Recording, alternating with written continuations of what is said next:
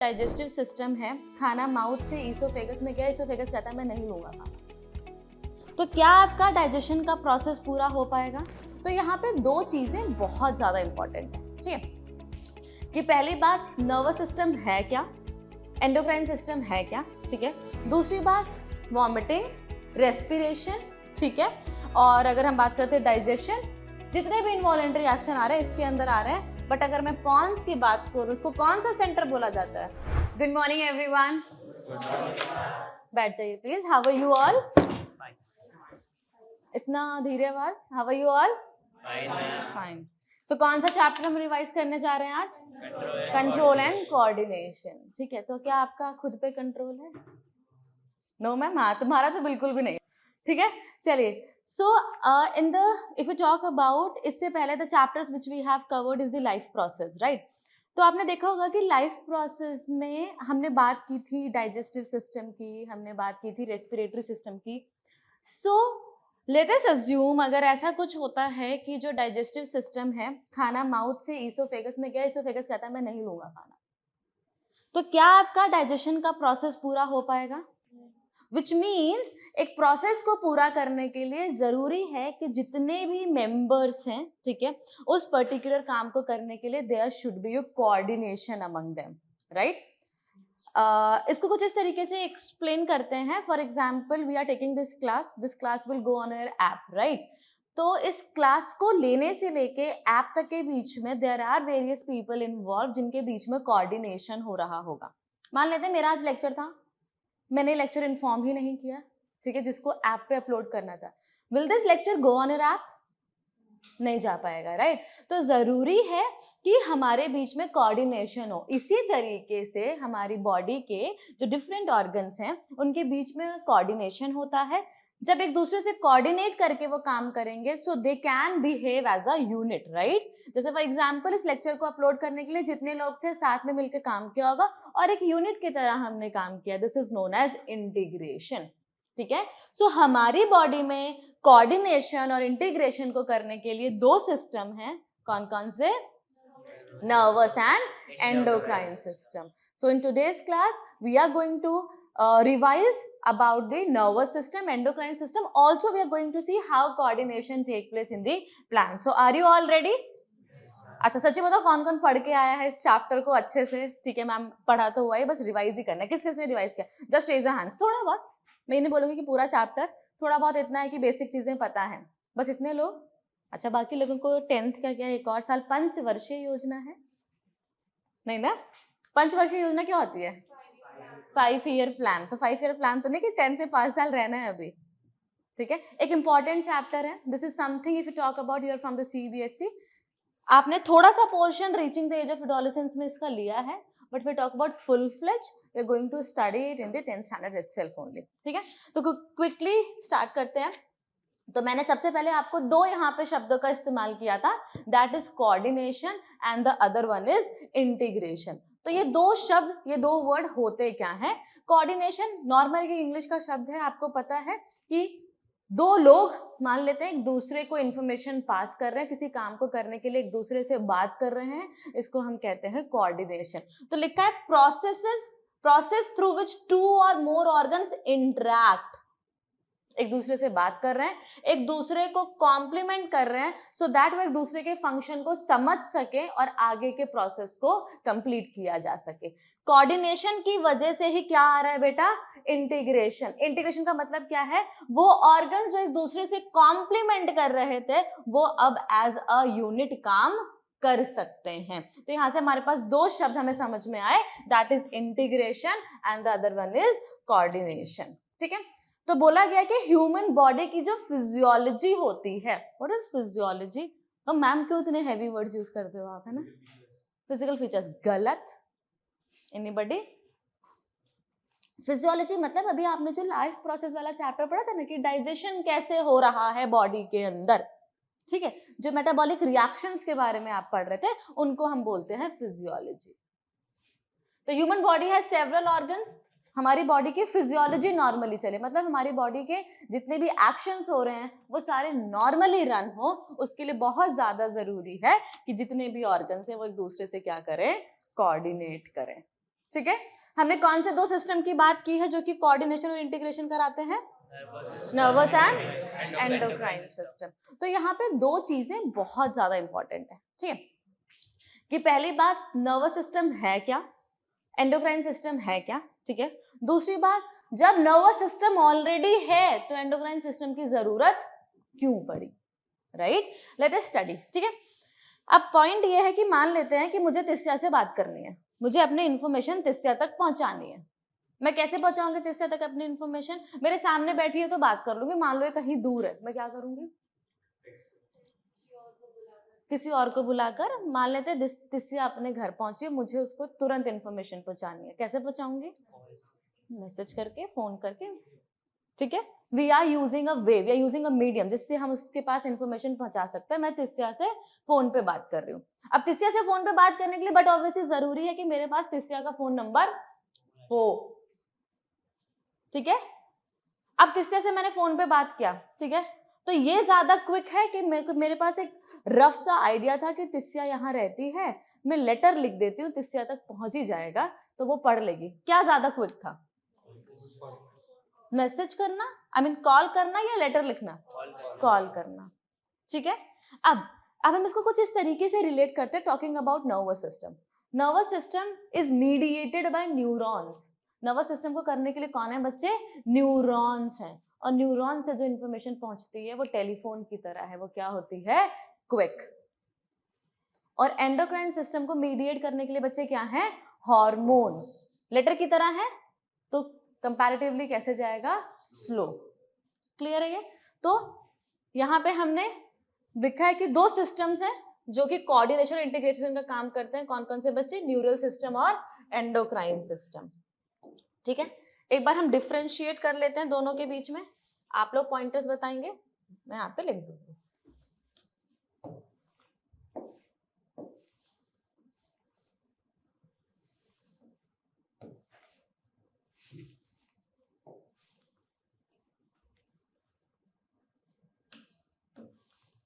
चलिए बताइए फटाफट से, talking about nervous system.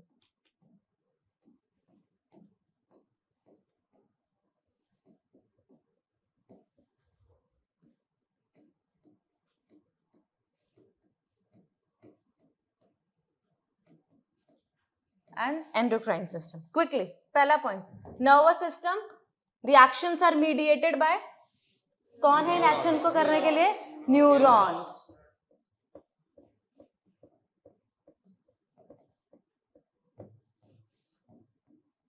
Mediated by neurons.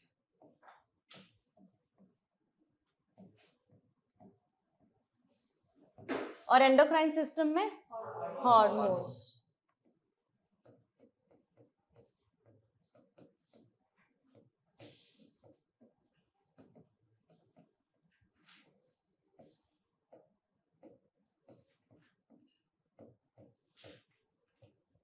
Nervous system is fast और slow?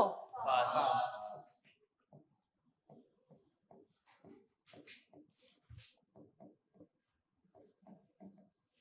Or we can say the information travel by neuron is generally runs fast and by the hormones it runs slow.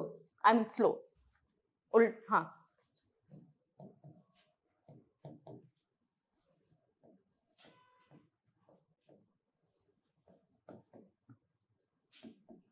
Component क्या है nervous system के? Brain, spinal cord और nerves. चलिए, सो अब हम याद करने जा रहे हैं what about the nervous system मोर, ठीक है। तो क्विकली हम नर्वस सिस्टम के बारे में देखते हैं। थोड़ा सा नर्वस सिस्टम को समझाने के लिए मैं आपको एक एग्जाम्पल लेके समझाती हूँ, ठीक है। Let us assume we have a hot cup of tea, ठीक है। वो चाय, आपके पास तीन ऑप्शन है, चाय एकदम ठंडी है, जो कप है एकदम ठंडा है, वो इतना गर्म है कि आप पकड़ सकते हो, वो इतना ज्यादा गर्म है कि आप पकड़ नहीं सकते हो।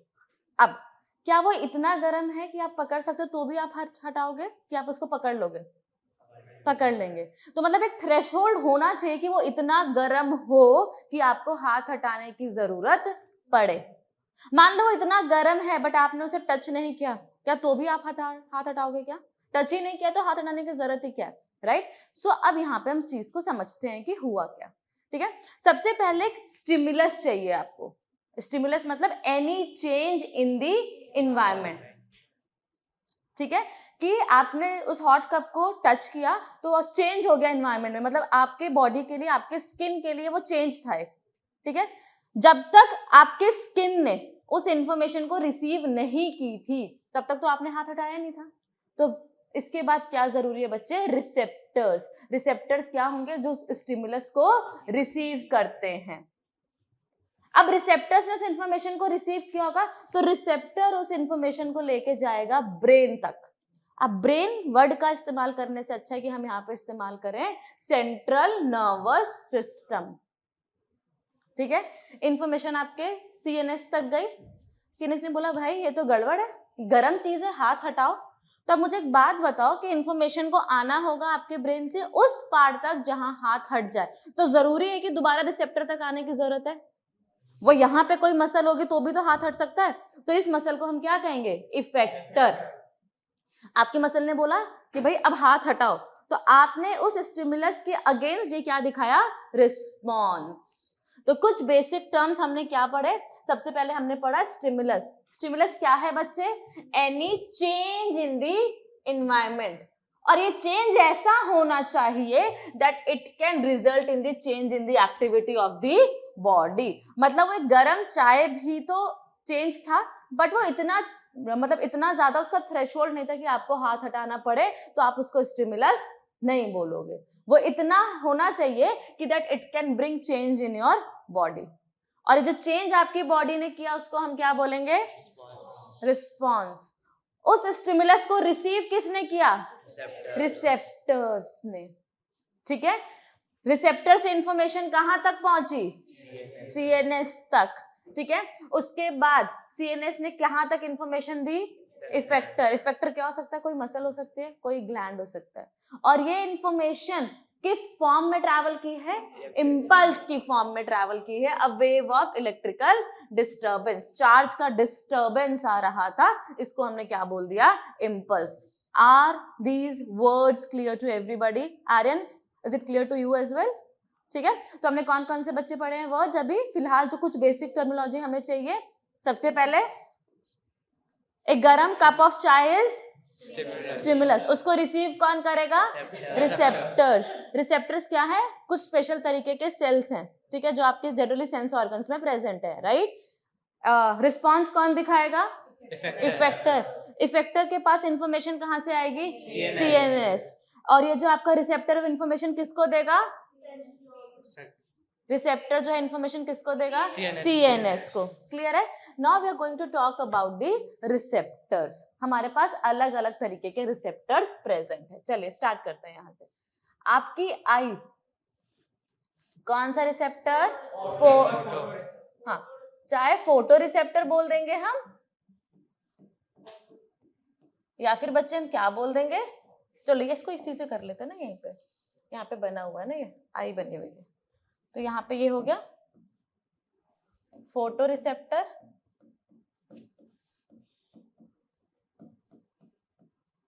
या फिर ऑप्टिक रिसेप्टर। आपका जो लाइट चैप्टर है वो ऑप्टिक्स का पार्ट है, राइट। नाउ नेक्स्ट बात करते हैं, ये क्या है? टंग। टंग किसके लिए रिस्पॉन्सिबल होता है? टेस्ट के लिए। टेस्ट के लिए कौन सा रिसेप्टर होता है? Gustatory receptor.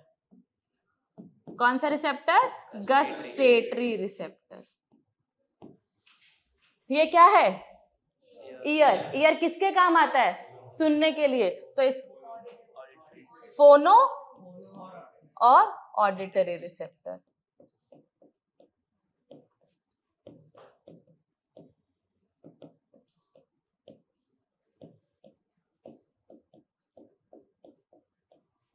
चलिए नेक्स्ट, ये क्या है? नोज किसके काम आती है? स्मेल। कौन सा रिसेप्टर? Olfactory receptor.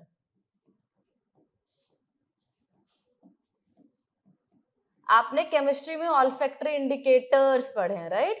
तो ये हो गया आपका ऑल्फैक्टरी रिसेप्टर, ठीक है। ये क्या रिप्रेजेंट कर रहा है? स्किन। स्किन कैसा रिसेप्टर? टच के लिए। तो अब आप देखो, मुझ पे कोई प्रेशर लगेगा तो भी वो फील होगा, मैंने आपको सुई चुभा दी तो भी वो फील होगा, ठीक है, मैंने आपको कोई गर्म चीज टच करा दी तो भी वो फील होगा। मतलब skin is responsible for the temperature as well as the pressure. तो स्किन में आपके पास दोनों आ गए, कौन कौन से बच्चे, थिर्मो रिसेप्टर एज वेल एज बेटा थर्मो रिसेप्टर। क्लियर है ये? So this is about the different types of receptors, ठीक है। चलिए आर्यन बताओ बच्चे, टेस्ट के लिए कौन सा रिसेप्टर प्रेजेंट है टंग में? आर्यन का ध्यान नहीं था, बाकी याद है। अच्छा चलो चलो सारे बता दो चलो। ऑल फैक्ट्री रिसेप्टर्स है नोज के लिए और नोज के लिए कि स्मेल के लिए? स्मेल के लिए। आईज के लिए ये फोटो रिसेप्टर्स। हाँ, और ईयर्स के लिए फोनो रिसेप्टर। और स्किन के लिए वो याद नहीं, वही तो याद नहीं जो आपने और टेस्ट के लिए शायद से गैस्ट्रो रिसेप्टर। गस्टेटरी बोलो, गस्टेटरी रिसेप्टर। गस्टेटरी रिसेप्टर, ठीक है बच्चे। चलिए अब हम बात करते हैं, we are going to start about the nervous system, ठीक है। तो आपने कोई भी सिस्टम की बात कर लो, ठीक है, किसी भी सिस्टम की बात कर लो, कुछ इस तरीके से समझते हैं हम कि बेसिक ह्यूमन पे आ जाते हैं। Organism is made up of organ system, organ systems are made up of organs are made up of tissues and tissues are made up of cells. Similarly we are talking about nervous system.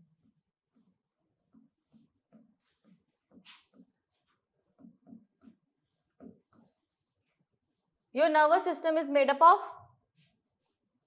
System है किसका बना हुआ, कुछ organs होंगे इसके पास, तो इसके पास क्या क्या है बच्चे, ब्रेन है, स्पाइनल कॉर्ड है और bundle of neurons. Bundle of neurons जैसे हम क्या कहेंगे, नर्व्स। क्लियर है? ये किसके बने हैं बच्चे, नर्वस, अब नर्वस टिश्यू के। और नर्वस टिश्यू में आपके पास दो तरीके के सेल्स आते हैं, कौन कौन से, एक आता है आपका न्यूरॉन और दूसरा आता है आपके पास न्यूरोग्लियल सेल, ठीक है। जो मेन काम कर रहा है, जो मेन फंक्शन कर रहा है वो कौन सा है, न्यूरॉन। मेन फंक्शन मतलब इंफॉर्मेशन को ट्रैवल करना, जिसमें इलेक्ट्रिकल इंपल्स आ रहा है, जिसमें इलेक्ट्रिकल डिस्टर्बेंस आ रहा है, वो कौन सा है, न्यूरॉन। इस न्यूरॉन को सपोर्ट चाहिए, वो कौन प्रोवाइड कर रहा है, आपका न्यूरोग्लियल सेल। तो हम यहाँ पे लिखते हैं कि जो मेन फंक्शन का काम है, ठीक है, मेन फंक्शन वो किसका है बच्चे, न्यूरॉन का। मेन फंक्शन ये क्या प्रोवाइड कर रहा है, सपोर्ट, किसको सपोर्ट, न्यूरॉन्स को सपोर्ट टू न्यूरॉन्स। क्लियर है? तो हम सेल लेवल से शुरू करते हैं, we are going to start with the cell level, we are going to start with the neuron, ठीक है। आपकी बॉडी का सबसे लंबा सेल, स्पाइनल कॉर्ड। सेल की बात हो, स्पाइनल कॉर्ड कौन सा सेल है, देवा, स्पाइनल कॉर्ड कौन सा सेल है, cell, the longest cell of your body is the neuron, ठीक है। नर्व्स, न्यूरॉन, नर्व्स नहीं बोलेंगे, नर्व्स बंडल ऑफ न्यूरॉन, या तो नर्व सेल बोलिए या तो न्यूरॉन बोलिए। क्लियर है? Let us draw neuron, this is something which you have already drawn in your 9th standard, but एक बार फिर भी क्विक समझ लेते हैं इसको, ठीक है।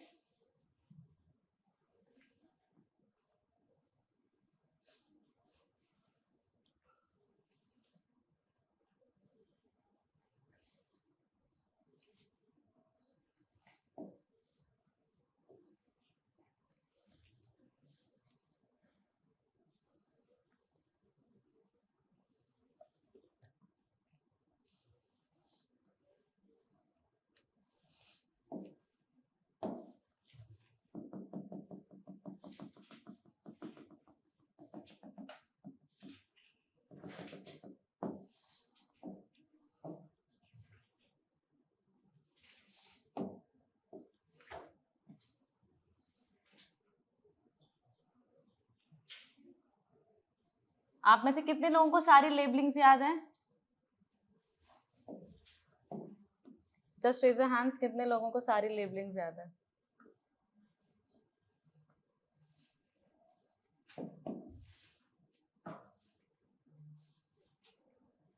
चलिए स्टार्ट करते हैं लेबल करना एक एक करके.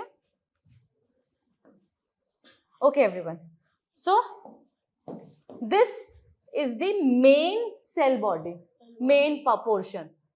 तो इसको बच्चे हमने क्या कह दिया? Cell body. और क्या कह सकते हैं? साइटोन. और क्या कह सकते हैं बेटा? सोमा. क्लियर है? यहां पे क्या प्रेजेंट है बच्चे इसका? न्यूक्लियस. अब इस सेल बॉडी के दोनों तरफ से प्रोसेसेस निकल रहे हैं. ठीक है, ये वाले जो प्रोसेस है वो छोटे हैं और ब्रांच्ड हैं. ये वाला जो प्रोसेस है वो कैसा है? लंबा है और अनब्रांच्ड है. दिस छोटा and branch is known as dendrite. दो तरीके के प्रोसेसेस है. डेंड्राइट्स कैसे बताया मैंने आपको? Short and branched. और ये वाला जो प्रोसेस है वो कैसा है?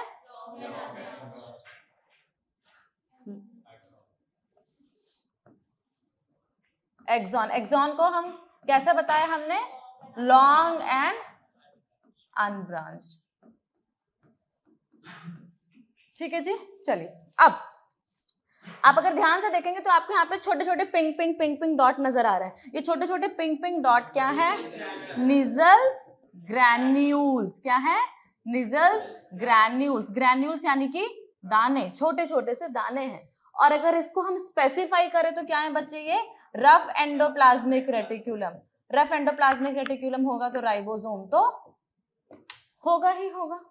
ठीक है. चलिए अब आपके जो एक्सॉन होता है ना, उसको अच्छे से प्रोटेक्शन प्रोवाइड करने के लिए एक सेल आके लिपटता है. कौन सा सेल है? सेल कौन सा है? श्वान सेल.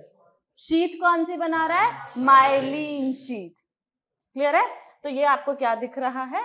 ये आपको दिख रहा है माइलिन शीट. और अगर आप ध्यान से देखें तो ये वो पोर्शन है जहां पे माइलिन शीट प्रेजेंट नहीं है. इसको हम कहते हैं node of Ranvier. Node of Ranvier is the portion जहां पे माइलिन शीट प्रेजेंट नहीं होती है.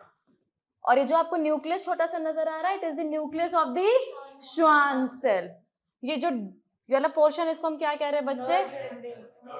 नर्व एंडिंग है, या फिर थोड़ा सा आप समझ लो तो synaptic nerve. So this is all about the parts of a neuron. I hope this is clear to everybody. Quick recap हो गया हमारा ये. चलिए अब आप ये समझो इस तरीके से, क्या यहां से लेके यहां तक कोई इंफॉर्मेशन जानी तो क्या केवल एक ही न्यूरॉन होगा?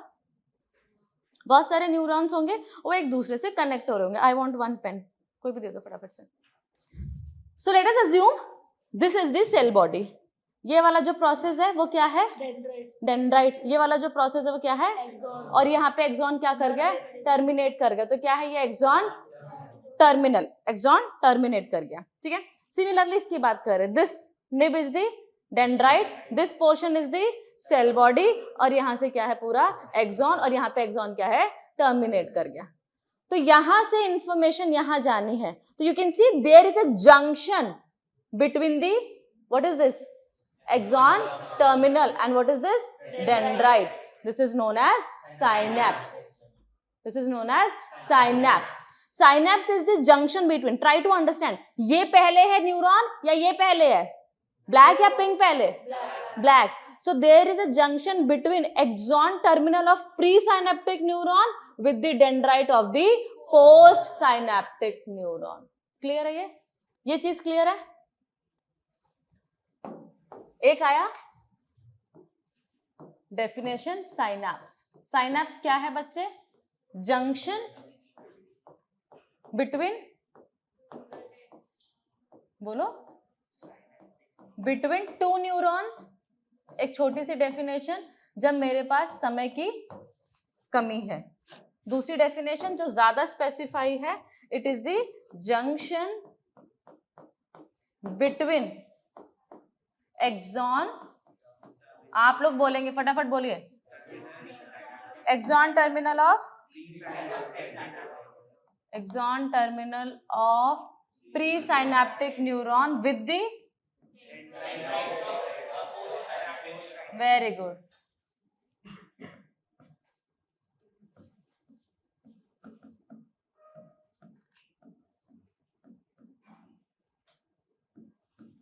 Dendrite of post synaptic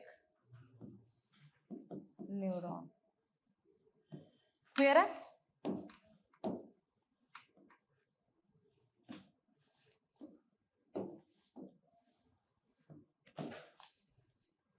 okay ji. अब यहाँ पे एक्सॉन टर्मिनल भी बोल सकते हैं, टर्मिनेट कर गया तो. अभी क्वेश्चन आया कि मैम सिनेप्टिक क्लेफ्ट क्या होता है, उसको बताते हैं. उससे पहले एक छोटी सी चीज समझाना चाहती हूँ मैं आपको. अब आप ये समझिए, मैंने ये मान लेते हैं बहुत गर्म है बॉटल, बहुत गर्म है. मैंने इसको टच किया, मैंने हाथ हटा लिया, तो कोई न्यूरॉन होगी जो इन्फॉर्मेशन लेके जा रही होगी कहाँ से कहाँ तक, मेरे रिसेप्टर से ब्रेन तक, सेंट्रल नर्वस सिस्टम तक. That neuron is known as sensory neuron, क्योंकि वो क्या कर रही है, सेंस कर रही है. ठीक है. फिर आपके नर्वस सिस्टम ने कैलकुलेट किया होगा, अरे भाई हाथ हटाना है, तो आपके सेंट्रल नर्वस सिस्टम से इंफॉर्मेशन गई होगी इफेक्टर तक. वो जो न्यूरॉन होगी वो कौन सी होगी, मोटर न्यूरॉन. आपने रिले रेस खेली है, क्या हो रहता है रिले रेस, पास होता है, कि रिले होता है जो कि पास ऑन होता है, राइट. सो इसी तरीके से एक न्यूरॉन से दूसरे न्यूरॉन को या तो कनेक्ट करना है या तो इंफॉर्मेशन पास करना है. कौन सी न्यूरॉन, रिले न्यूरॉन. और अगर कनेक्ट कर रही है तो उसी को हमने क्या बोल दिया, interneuron. So based on the function we have different types of neuron. Clear है? अगर आप देख रहे हैं कोई गर्म चीज है तो आपके रिसेप्टर से इंफॉर्मेशन को लेके जा रहा है सीएनएस तक, वो न्यूरॉन क्या कहलाएगा, सेंसरी न्यूरॉन. और कैलकुलेशन हो गई, इंफॉर्मेशन को कहां पास करना है, इफेक्टर पे, तो कौन सी न्यूरॉन होगी बच्चे, मोटर न्यूरॉन. ठीक है, लिख लेते हैं इनके बारे में फटाफट से. कौन कौन से neuron, based on the function.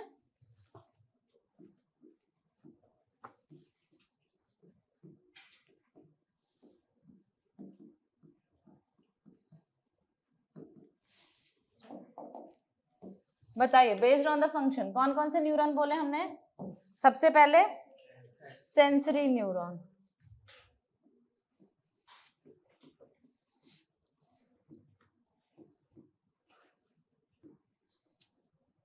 दूसरी कौन सी बोली बच्चे हमने, मोटर न्यूरॉन.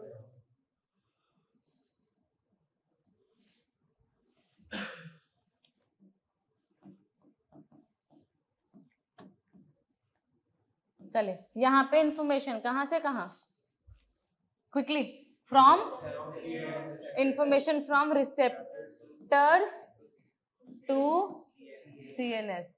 आप अपने बोर्ड में पूरा लिखेंगे, मैं जब एग्जाम होगा पूरा लिखेंगे. मैं आपको बस एक बेसिक चीज बता रही हूँ, ये कहाँ से कहाँ तक, from CNS to effector. This is sensory in nature, this is sensory in nature, sense कर पा रही है. And this is motor in nature. साथ में एक और चीज लिखेंगे, this is known as, also known as efferent neuron. कैसे याद रखेंगे, इफेक्टर, क्लियर है, and this is efferent neuron. ठीक है. साथ में हम स्टार बना के एक और न्यूरॉन को लिख देते हैं, कौन सी है, रिले न्यूरॉन. Relay neuron. ये क्या करेगी, दो न्यूरॉन को कनेक्ट करेगी. Relay neuron also known as interneuron, it connects. ठीक है, क्लियर है ये, इसमें कोई डाउट है. चलिए, अब एक क्वेश्चन था साइनेप्टिक क्लेफ्ट का. ठीक है, अभी तक कोई डाउट हो तो बताओ फटाफट, मैं यहाँ पे डाउट ले लेती हूँ. अभी तक किसी कुछ डाउट है, कोई इश्यू है, केवल एक आया मेरे पास.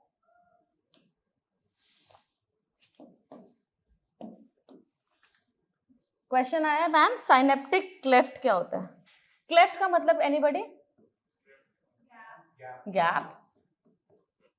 तो cleft is basically the gap. तो आप ये समझिए कि क्या है.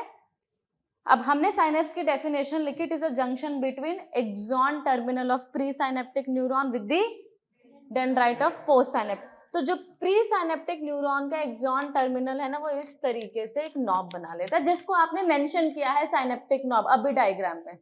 और जो डेंड्राइट है पोस्ट साइनेप्टिक न्यूरॉन का, वो कुछ ऐसा नजर आता है। क्लियर है? अब इनके बीच में you can see this gap बच्चे, this is the synaptic cleft. अब इस बात को समझो, इंफॉर्मेशन जो है वो ट्रैवल करके आई है, डेंड्राइट, डेंड्राइट से कहां गई? Cell body. कहां गई? Cell body. सेल बॉडी से कहां गई? एक्सॉन। एक्सॉन से कहां गई? Axon terminal. ये जो इंफॉर्मेशन कैसी थी? इलेक्ट्रिकल इंपल्स में थी। अब यहां से जो इंफॉर्मेशन है वो केमिकल इंपल्स में जानी है। ठीक है, दोनों जा सकती है, बट जनरली हम केमिकल की बात करते हैं। केमिकल इंपल्स में जानी है। तो क्या हो रहा है, यहां पे कुछ छोटे छोटे से वेसिकल हैं, and these vesicle carry certain chemicals. In chemicals को हम क्या कहते हैं? Very good, vesicles. वेसिकल्स हैं, जिन वेसिकल्स के अंदर क्या है? Vesicles carrying neurotransmitter. एक एग्जांपल बता सकते हैं न्यूरोट्रांसमीटर का? Very good, acetyl choline. Example मैं यहां लिख दे रही हूं, एग्जाम्पल एसिटाइल कोलिन। अब आप समझिए, इलेक्ट्रिकल इंपल्स यहां से ट्रैवल होके आ रहा था, पहुंचा है, एक्सॉन टर्मिनल पे है, इसने इस वेसिकल को बोला कि अब ओपन होना है। ये वेसिकल ओपन हुई, न्यूरोट्रांसमीटर रिलीज हुआ। इस न्यूरोट्रांसमीटर को रिसीव करने के लिए यहां पे क्या प्रेजेंट है बच्चे? Receptors, and this information will go on. Clear है? I hope the gap and cleft and knob is clear. ऊपर वाला knob बना रहा है, नीचे वाला और ऊपर वाले के बीच में गैप है, उस गैप को हम क्या कह रहे हैं? Synaptic cleft. क्लियर है? इसमें किसी कोई डाउट है? चलिए, so this was about the neuron. हमने न्यूरॉन का डायग्राम पढ़ा, स्ट्रक्चर पढ़ा, उसके कंपोनेंट्स पढ़े, हमने टाइप्स ऑफ न्यूरॉन पढ़ा, हमने देखा कि साइनेप्स क्या है। क्लियर है? अब हम बात करते हैं अपने नर्वस सिस्टम की। तो जो बच्चे हमारा नर्वस सिस्टम है ना, उसको हमने, मैं बहुत देर से एक शब्द का इस्तेमाल कर रही हूं, दैट इज सीएनएस। तो जो हमारा नर्वस सिस्टम है, मैं इस तरीके से खड़ी हूं, राइट? तो मैं सेंटर की बात करूं तो मेरा ब्रेन और ये वाला पोर्शन है, तो मेरे सेंटर में ब्रेन और स्पाइनल कॉर्ड है, which makes the central nervous system. अब यहां से नर्व्स निकल रही हैं जो कि पेरिफेरी तक पहुंच रही हैं। तो सेंट्रल नर्वस सिस्टम से निकलने वाली नर्व्स क्या बना रही है? Peripheral nervous system.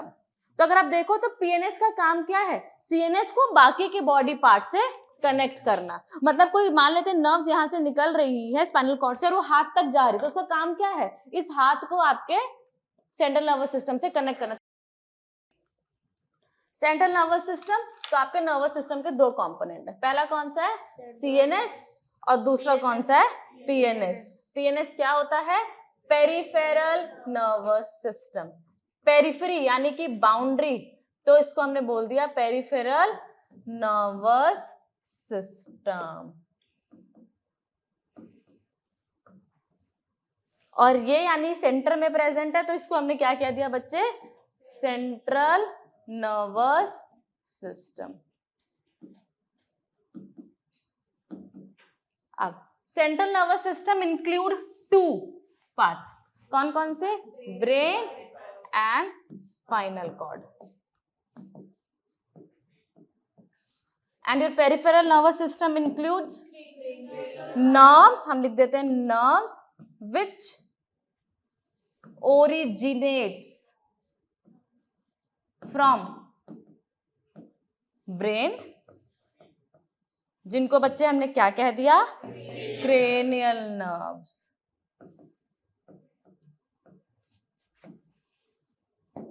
And spinal cord, जिनको हमने क्या कह दिया? स्पाइनल जो नर्व्स होते हैं उनके नंबर पता है आपको? 31 पेयर्स, और क्रेनियल नर्व्स 12 पेयर्स। ठीक है, तो यहाँ पे थोड़ा सा एक स्टार बना के लिख देते हैं, पत्ती बना लेते हैं, चलो ठीक है। cranial nerves, how many in pair? 12 in pairs. 12 pairs. और spinal nerves 31 pair.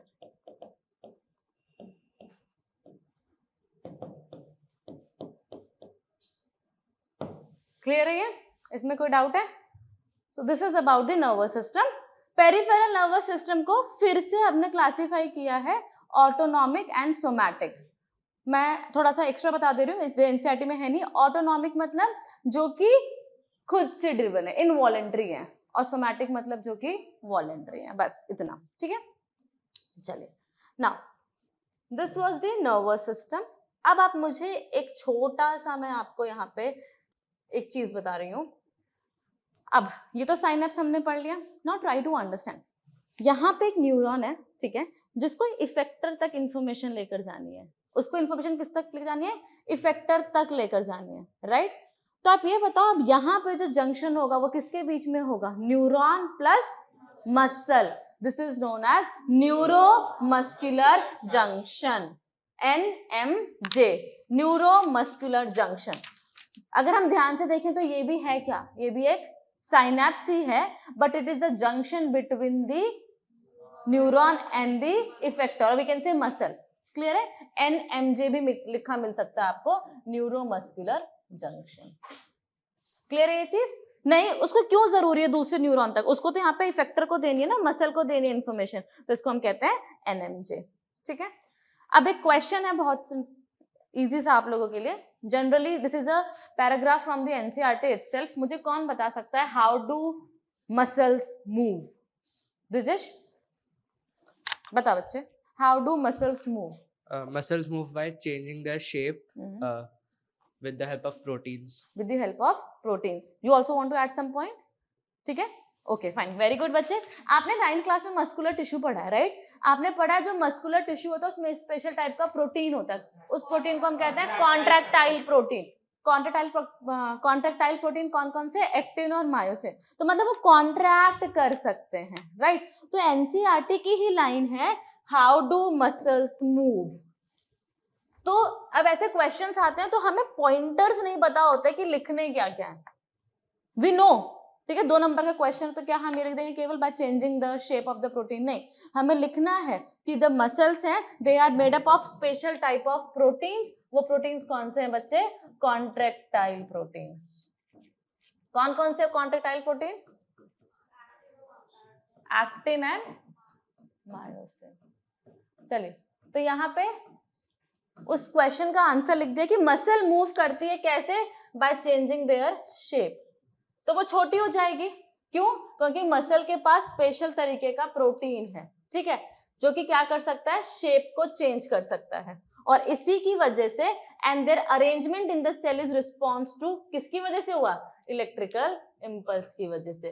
When this happens, new arrangement आ जाएगी of these proteins and give the muscles a short form. और बड़ी हो रही है, छोटी हो रही है, that's why we can say that this cell muscles are moving. Clear है ये? इसमें कोई डाउट है किसी को? चलिए, अब मान लेते हैं कि मैंने अभी एक टॉर्च लिया, ठीक है, और मैंने आपके आंख के सामने कर दिया. What will be your reaction? अच्छा, यहाँ पर आओ एक बार जल्दी से, फटाफट आओ. हाँ, क्या था रिएक्शन? मारा नहीं मैंने इसे भी. क्या किया इसने? हाथ हटा लिया. क्या ये बहुत ज्यादा तेज था? मतलब मैंने इसको मारा भी नहीं था अभी. आई वॉज जस्ट, जल्दी आओ इधर, ठीक है, दोबारा कर रहे हैं. अभी now is mentally prepare for it, right? चलिए, ठीक है, अभी भी मेंटली भी प्रिपेयर है. फिर भी जब मैंने इसको इस तरीके से किया तो इसने अपना फेस चेंज किया. क्या इसने सोचा कि अब पहले एक चाटा पड़ जाए उसके बाद फेस हटाऊंगा? नहीं.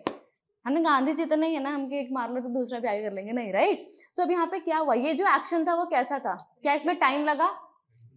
रैपिड था.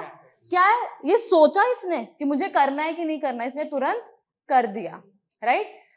ऐसे एक्शंस को हम क्या कहते हैं? Reflex action. ठीक है, मान लेते हैं अगर मैंने इसको इस तरीके से नहीं किया होता, क्या फिर भी ऐसे कर रहा था, तब तो बीमारी हो जाती है ना इसको कुछ. तो अगेन क्या चाहिए होगा? स्टिमुलस चाहिए होगा. ठीक है, थैंक यू बेटा, मारा नहीं मैंने. ठीक है, सो ऐसे एक्शंस को बच्चे हम क्या कहते हैं? Reflex action. जो इसने किया, क्या वो बहुत टाइम लेके किया या बहुत रैपिड था? सडन, रैपिड था। क्या इसने सोचा कि मुझे करना क्या? नहीं, बस कर दिया। तो कैसा था? इनवॉलेंट्री था। कुछ एक्शन किया तो मैकेनिकल एक्शन था। क्या ये जबरदस्ती इसने मुंह हटाया? नहीं, तब हटाया जब इसको लग रहा था कि चाटा पड़ जाएगा। तो यहाँ पे क्या था? It was a response to a stimulus.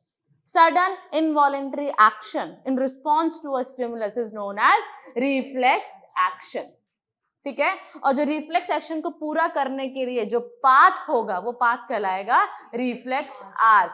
तो हम क्या लिखेंगे इसकी रिफ्लेक्स आर्क की definition? The path followed by reflex action is known as reflex arc. बड़ा ही मतलब आप ये बोल दो कॉमन सा क्वेश्चन है। चलिए अब आप लोग मुझे बताएंगे क्या हुआ होगा। ठीक है, जब मैंने इसको इस तरीके से हाथ चाटा रखा होगा, मतलब रखा तो है नहीं, ऐसे मैं सोचना मार दिया। जब एक स्टिमुलस आया होगा तो उस स्टिमुलस को रिसीव किया होगा। किसने रिसीव किया? रिसेप्टर ने। और ये इंफॉर्मेशन रिसेप्टर से सीएनएस तक कौन लेके गया होगा? अभी हमने पढ़ा कि सेंसरी न्यूरॉन लेके जाती है। सेंसरी न्यूरॉन ने इस इंफॉर्मेशन को किसको दे दी? सीएनएस। सीएनएस ने कैलकुलेट किया होगा कि क्या करना है। ठीक है, तो बीच में यहाँ पे क्या था? थोड़ा सा इंटर न्यूरॉन आया होगा। ठीक है, अब सीएनएस से ये इंफॉर्मेशन कौन लेके जा रहा होगा? Motor neuron. मोटर न्यूरॉन ये इंफॉर्मेशन किसको दे रही होगी बच्चे?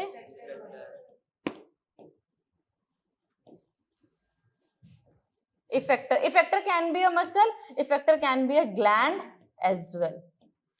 और इसके अगेंस्ट हमने क्या शो किया होगा? रिस्पॉन्स। रिस्पॉन्स था इसका फेस का हटाना। क्लियर है ये? इसमें कोई डाउट है?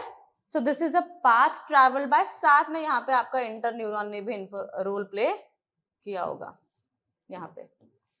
ठीक है, चलिए अब क्या ये रिफ्लेक्स एक्शन जो है इसमें ब्रेन की विल इन्वॉल्व होती है? क्या इसने अपने ब्रेन तक इंफॉर्मेशन पहुंचाई होगी कि भाई करूं, क्या करूं, नहीं करूं? नहीं भाई, इतना ब्रेन तक ले जाएंगे तब तक तो चाटा पड़ गया होगा। ठीक है, तो पॉइंट ये है कि रिफ्लेक्स एक्शन करने के लिए ब्रेन की विल इन्वॉल्व नहीं होती है। तो क्या ब्रेन का कोई रोल नहीं होता? Next question. ब्रेन के पास इंफॉर्मेशन स्टोर हो जाती है। आपने शब्द सुना होगा मसल मेमोरी। ठीक है, तो ब्रेन के पास कुछ इंफॉर्मेशन स्टोर हो जाती है, इतना ही काम है। अब try to understand most of the body parts जो कि हमारे स्पाइनल कॉर्ड के पास है, उनका रिफ्लेक्स एक्शन तो स्पाइनल कॉर्ड कर ले रहा है, कैलकुलेट कर ले रहा है क्या करना है। बट मान लो आपकी आंख में किसी ने टॉर्च जला दे, your eyes is near by your brain, तो रिफ्लेक्स एक्शन आई का कौन कंट्रोल कर रहा होगा? ब्रेन। तो यहां से नेक्स्ट क्वेश्चन बन के आता है।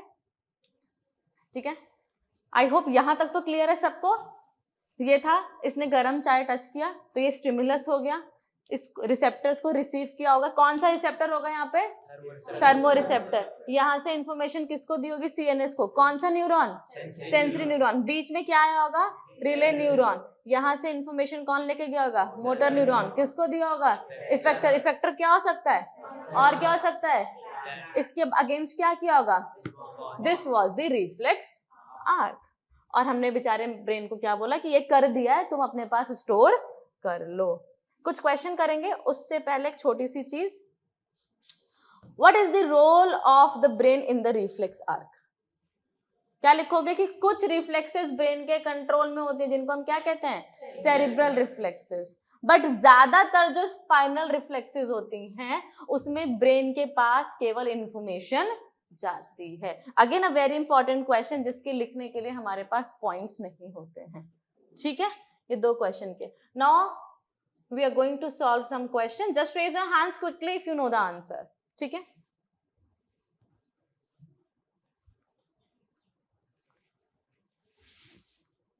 बता रहा हूं, जल्दी जल्दी जल्दी। Which of the following statements is correct about receptors? Option A, gustatory receptors detect taste while olfactory receptors detect smell. Correct है ये? ठीक है, यहाँ पे क्या गलत है कि केवल गस्ट, ओह वाह, पत्तियां ही पत्तियां बन गई है। तो हाँ, गस्टेटरी रिसेप्टर किसके लिए होता है? टेस्ट के लिए, इसलिए यहाँ पे दोनों को स्मेल के लिए बोला। अरे ना, ऑडिटरी रिसेप्टर कहाँ होता है बच्चे? ऑडिटरी, ऑडियो कहाँ से सुनते हो? ईयर, तो कहाँ होगा ऑडिटरी रिसेप्टर? क्या ईयर, काम ईयर, होगा? लिसन, हाँ, ऑडियो रिसेप्टर डिटेक्ट स्मेल, क्या डिटेक्ट करेगा? हियर, वॉइस, वॉइस, नॉइज, ठीक है। ऑल्फैक्टरी रिसेप्टर, ऑल्फैक्टरी टेस्ट, नहीं, स्मेल, स्मेल, स्मेल। स्मेल, ठीक है। क्लियर है? पक्का याद है अभी? चल बैठ जाओ। Next question, Dwijesh. C. C, electrical impulse travel in neuron from, कहाँ से शुरू होगी?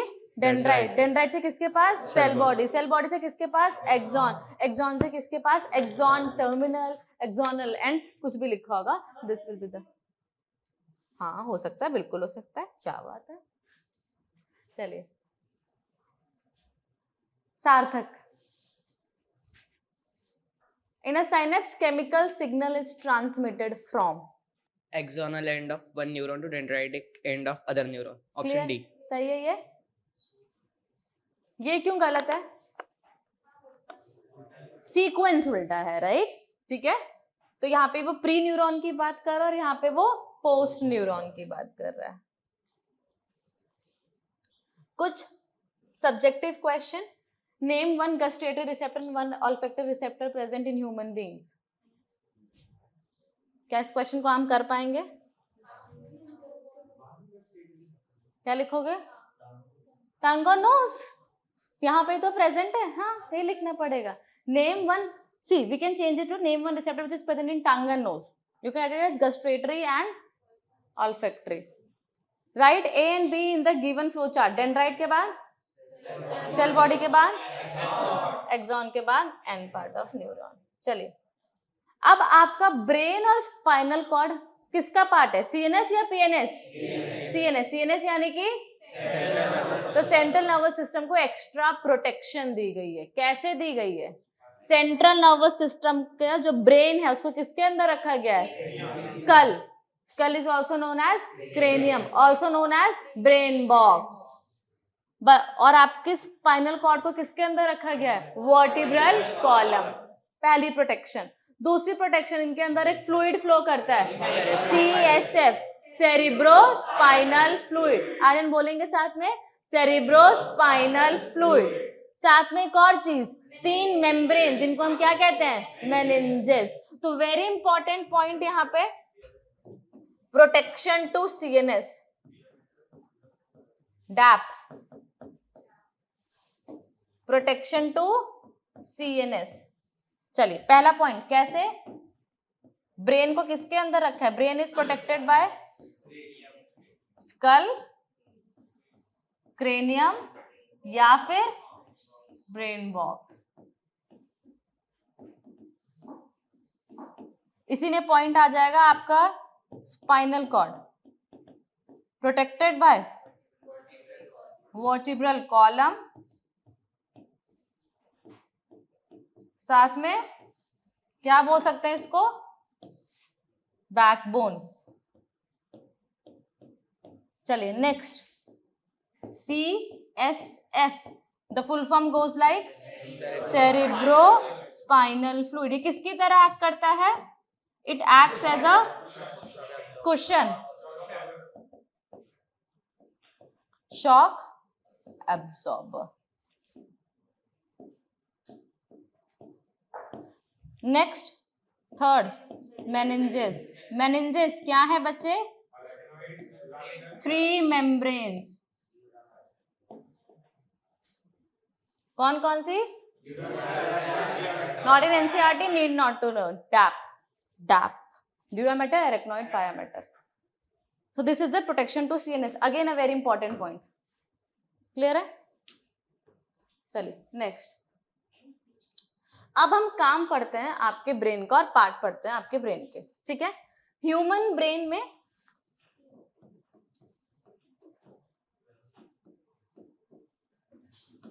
ह्यूमन ब्रेन को डिवाइड किया गया 3 पार्ट में। चलिए, कौन कौन सा? सबसे पहले फोर ब्रेन, दूसरा मिड ब्रेन और तीसरा हाइंड ब्रेन। ठीक है,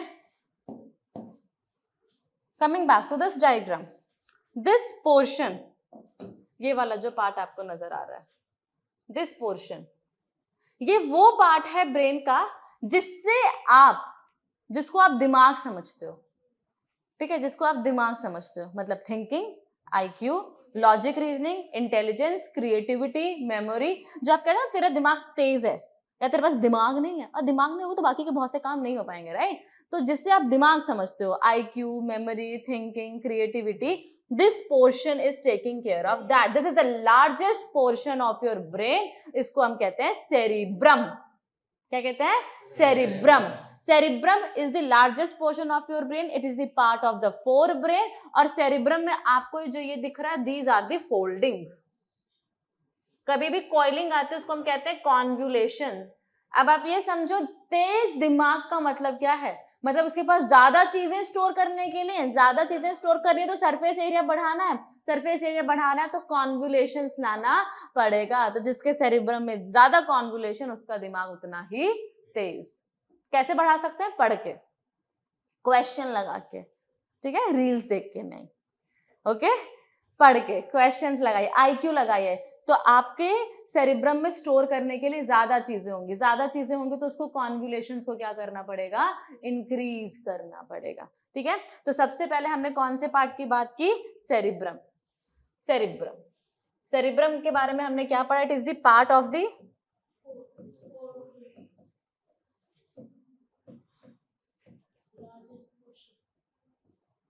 it is the largest part of the brain। काम क्या है इसका? थिंकिंग, क्रिएटिविटी,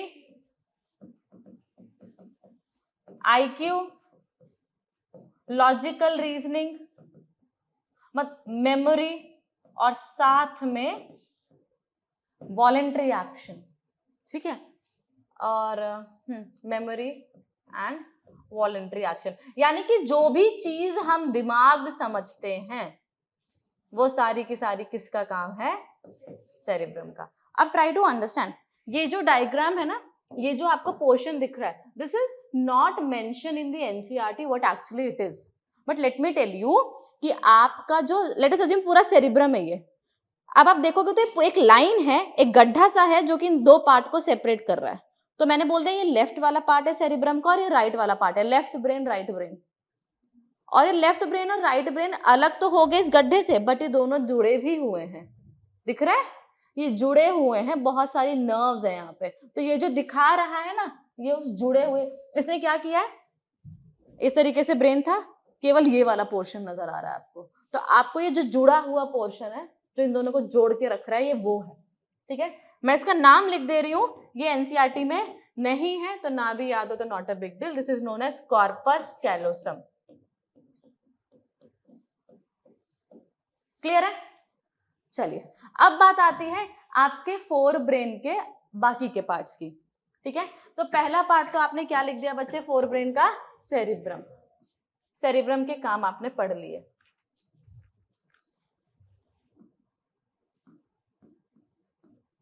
दूसरा पार्ट है आपका थैलेमस। अब इस तरीके से याद रखना, थैलेमस के ऊपर एक पार्ट प्रेजेंट है, ऊपर है तो क्या बोलोगे? एपीथैलेमस, और नीचे है हाइपोथैलेमस। हाइपोथैलेमस एक ऐसी चीज है ना जिसको आप नर्वस में भी पढ़ोगे और एंडोक्राइन में भी पढ़ोगे। तो क्या हम ये बोल सकते हैं it is junction between nervous and endocrine? ठीक है, अब हाइपोथैलेमस का काम क्या है? हाइपोथैलेमस आपकी बॉडी में ना बॉडी के टेम्परेचर को रेगुलेट करता है, बॉडी टेम्परेचर रेगुलेशन। अब मुझे एक बात बताओ, आपको गर्मी में प्यास ज्यादा लगती है या भूख ज्यादा लगती है? प्यास। और ठंड में? तो मतलब हंगर और थर्स्ट भी कौन कंट्रोल कर रहा होगा? हाइपोथैलेमस। ठीक है, so this is the another part of your fore brain, that is hypothalamus. ये रहा हाइपोथैलेमस, ये वाला पोर्शन। हाइपोथैलेमस का काम क्या है बच्चे? ठीक है, रेगुलेट्स बॉडी टेम्परेचर, हम ऐसे याद रखेंगे, बॉडी टेम्परेचर को रेगुलेट कर रहा है, ठीक है, और साथ साथ में क्या आ जाएगा, हंगर और थर्स्ट। अगर आप देखोगे तो आपका ये जो हाइपोथैलेमस है ना, ये किससे जुड़ा हुआ है यहाँ पे, पिट्यूटरी से, ठीक है। चलिए आपका नेक्स्ट पार्ट आता है, that is mid brain. Mid brain human में बहुत रूडिमेंट्री है, छोटा सा है, थोड़ा बहुत काम विजन और हियरिंग में है, इसका नहीं याद करते हैं, ठीक है। फिर आपका आता है हाइंड ब्रेन। हाइंड ब्रेन के 3 पार्ट, कौन कौन से, पॉन्स, ऐसे याद रखते हैं, पॉन्स, मेड्यूला ऑब्लोंगाटा, आप मेड्यूला भी लिख सकते हैं, एंड सेरिबेलम। अब कैसे याद रखोगे, सेरिब्रम से मिलता जुलता नाम है बट इसमें बेल आ रहा है, बेल यानी कि बैलेंस, ठीक है। तो cerebellum is responsible for balance and posture. मान लो मुझे आता है, मुझे पता है मुझे ए लिखना है, but I am not able to write A because I am not able to maintain my balance, तो क्या मैं राइटिंग यहाँ पे कंप्लीट कर पाऊंगी? तो precision of the voluntary action किसके पास जाएगा, सेरिबेलम के पास। आपको साइकिल चलाना पता है कैसे चलाना है, बट आप अपना बैलेंस ही नहीं बना पा रहे हो, तो precision of voluntary action against cerebellum, balance, posture, precision of voluntary action. एक पर्सन है जिसने अल्कोहल पिया, ऐसे ऐसे चल रहा है, ठीक है, क्या इफेक्ट हुआ होगा, सेरिबेलम। जो छोटा दिमाग कहते हो ना, आप इसी को कहते हो, क्यों? क्योंकि अगर आप ध्यान से देखोगे तो यहाँ पे भी आपको कॉन्वोल्यूशंस नजर आएंगी। क्लियर है? सो अगर मैं बच्चे सेरिबेलम की बात करूं तो सेरिबेलम के बारे में हमने क्या क्या पॉइंट्स लिखे हैं, ये वहीं इधर ही लिख देते हैं। सेरिबेलम, बैलेंस एंड पोस्चर, दूसरा precision of voluntary action.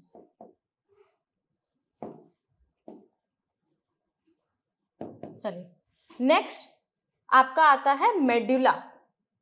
It is also a part of your hind brain.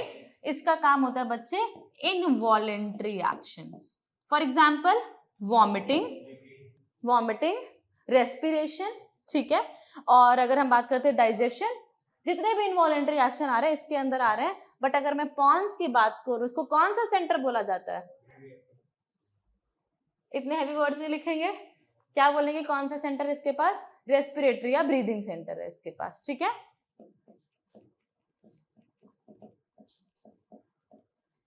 चलिए, are the parts clear to everybody and function as well? Quickly एक बार रिकैप करते हैं, ठीक है। Cerebrum, loud, cerebrum, voluntary actions, thinking, logical reasoning, IQ, memory, creativity, ठीक है।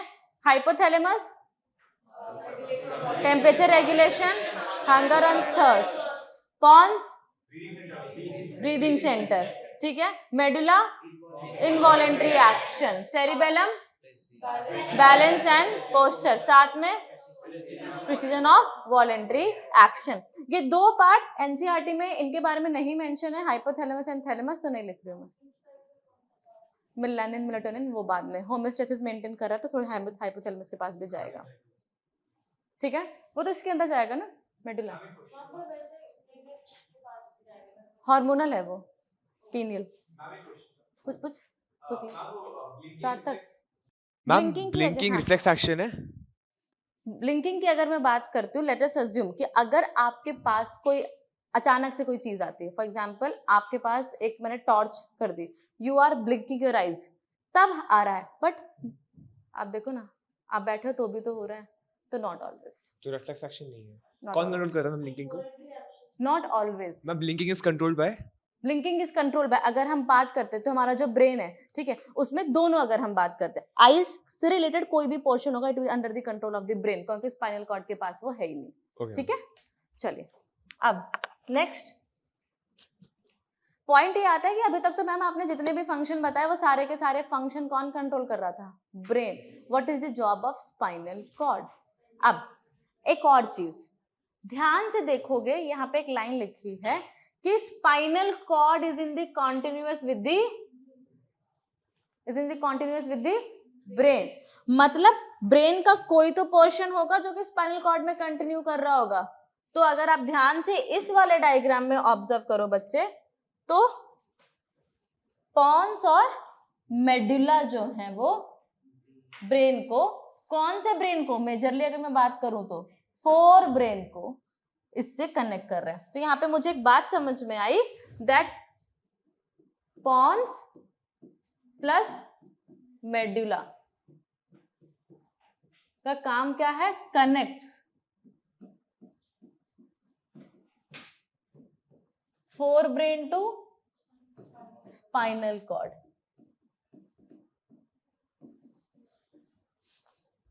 इनको हमने बच्चे क्या कह दिया, ब्रेन स्टेम। अब कभी कभी क्या होता है ना कि यहाँ पे क्वेश्चन में लिख दिया जाता है कि hind brain is the brain stem, which is not absolutely correct, but if I have that option I will consider that as the correct answer. अब क्यों नहीं लिख सकते हम हाइंड ब्रेन, क्योंकि वहां पे क्या नहीं है, सेरिबेलम नहीं है। क्लियर है ये? चलिए, स्पाइनल कॉर्ड का काम क्या है, most of the reflex section को ये कंट्रोल करता है, ठीक है। It also provides relay path, जो इम्पल्स ब्रेन से आ रही है उसको एक पाथ प्रोवाइड कर रहा है, रिले पाथ, और ये ब्रेन और मोस्ट ऑफ द ऑर्गन के बीच में एक ब्रिज की तरह काम कर रहा है। देखोगे आप तो आपके स्पाइनल कॉर्ड के ऊपर भी तीनों मेनिंजेस प्रेजेंट हैं, ठीक है। नेक्स्ट, पीएनएस हमने क्या पढ़ा था, the nerves which originates from brain से जो ओरिजिनेट हो रही है उसको हम क्या कहेंगे, स्पाइनल कॉर्ड से जो ओरिजिनेट हो रही है उसे कहेंगे spinal nerves. So with this we are done with the nervous system, right. अभी हम जो बात करने जा रहे हैं, हम बात कर रहे हैं कि प्लांट में कोऑर्डिनेशन कैसे होता है, ठीक है। जो प्लांट है वो कैसे कोऑर्डिनेट करता है, राइट। अब मुझे एक बात बताओ, एक क्वेश्चन, क्या प्लांट में लोकोमोशन होता है? What do mean by locomotion? Movement. It is a change in the position, right. मैं यहाँ थी, मैं यहाँ से यहाँ आ गई, this is locomotion, this is movement, right. तो क्या प्लांट में मूवमेंट होता है? यस, ठीक है। इसको प्लांट में अगर हम बात करते हैं तो कोऑर्डिनेशन के लिए हमें दो चीजें पढ़नी है, ठीक है। एक है प्लांट का हार्मोन, दूसरा प्लांट में होने वाला मूवमेंट। चलिए इसको इस तरीके से समझते हैं। I think you all are aware about touch me not plant, छुई मुई, ठीक है। तो क्या होता है जब हम छुई मुई को टच करते हैं, जो उसकी लीव्स ऐसी होती हैं वो ड्रूप ऑफ होके ऐसे हो जाती हैं, ठीक है। क्लियर है? आपने उसको छुआ, द स्टिमुलस वाज, स्टिमुलस क्या था? टच। अब आपने मनी प्लांट देखा है सबने, कोई ऐसा है जिसने मनी प्लांट ना देखा? ठीक है, मनी रिलेटेड तो सब चीज पता होती है हमें, मनी प्लांट है, राइट। तो मनी प्लांट को आपने देखा ना, जनरली एक सपोर्ट पे इस तरीके से रखा जाता है और वो उसको कॉइल करता है, राइट। वो सपोर्ट पे क्यों कॉइल कर पा रहा है? क्योंकि उसको स्टिमुलस क्या मिल रहा है? Touch. Again it is touching that support वाला पार्ट, राइट, ठीक है, दैट सपोर्ट वाला पार्ट। तो दोनों में स्टिमुलस क्या था बच्चे? टच। अच्छा, अब जब आपने mimosa pudica I mean touch me not plant को टच किया तो उसकी लीव्स ड्रूप ऑफ हुई। बहुत समय लगा उसको ड्रूप ऑफ होने में या बहुत जल्दी हो गई? रैपिड था। बट अगर आपने मनी प्लांट को सपोर्ट दिया तो वो धीरे धीरे ग्रो करेगा, राइट। अब जब आपने मिमोसा पुदिका को टच किया तो यहाँ कोई ग्रोथ हुई या बस मूवमेंट हुई? और यहाँ पे क्या हो रहा है? मूव भी कर रहा है और क्या कर रहा है? ग्रो भी कर रहा है, ठीक है। जब आपने मिमोसा पुदिका को टच किया तो जो उसकी लीव्स ड्रूप ऑफ हुई, तो क्या वो परमानेंट ड्रूप ऑफ हो गई या दोबारा से अपनी पोजीशन पे आ गई थी? पोजीशन पे आ गई थी। अगर मान लेते मैंने मनी प्लांट का सपोर्ट हटा दिया तो क्या वो दोबारा से छोटा हो जाएगा? नहीं होगा, ठीक है। क्यों ऐसा हुआ? क्योंकि मिमोसा पुदिका में जो मूवमेंट थी वो केवल change in the turgor pressure थी, और जो मनी प्लांट था उसमें because of the hormonal change था, ठीक है। With this we get to know there are two type of movement in the plants, ठीक है। एक जिसमें ग्रोथ हो रही है जो कि रिवर्सिबल नहीं है, जो कि ग्रेजुअल चेंज हो रहा है, राइट। दूसरी जो कि रिवर्सिबल है, जिसमें ग्रोथ नहीं हो रही है और क्या है, वो बहुत ज्यादा रैपिड है। इस वाले को हम कहते हैं नास्टिक, इस वाले को हम कहते हैं ट्रॉपिक। क्लियर है ये? ठीक है, बस हो गया खत्म। प्लांट में दो तरीके की मूवमेंट होती है, कौन कौन सी? ट्रॉपिक और नास्टिक। दो लोग यहाँ पे आ जाओ फटाफट से, कोई भी दो, a boy and a girl, फटाफट, quickly.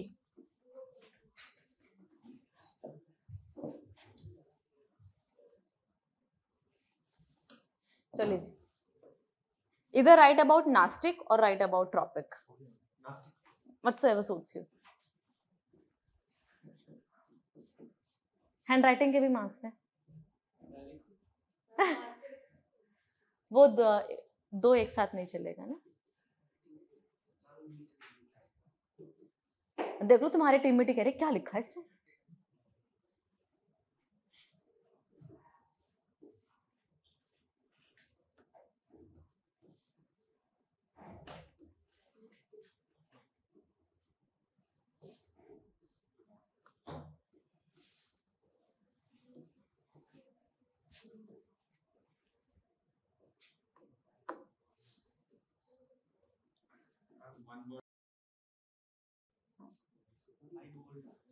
हाँ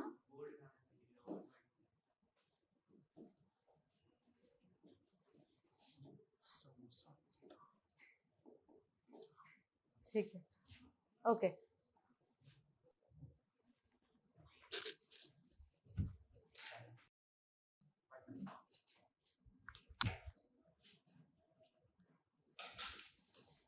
This you want this?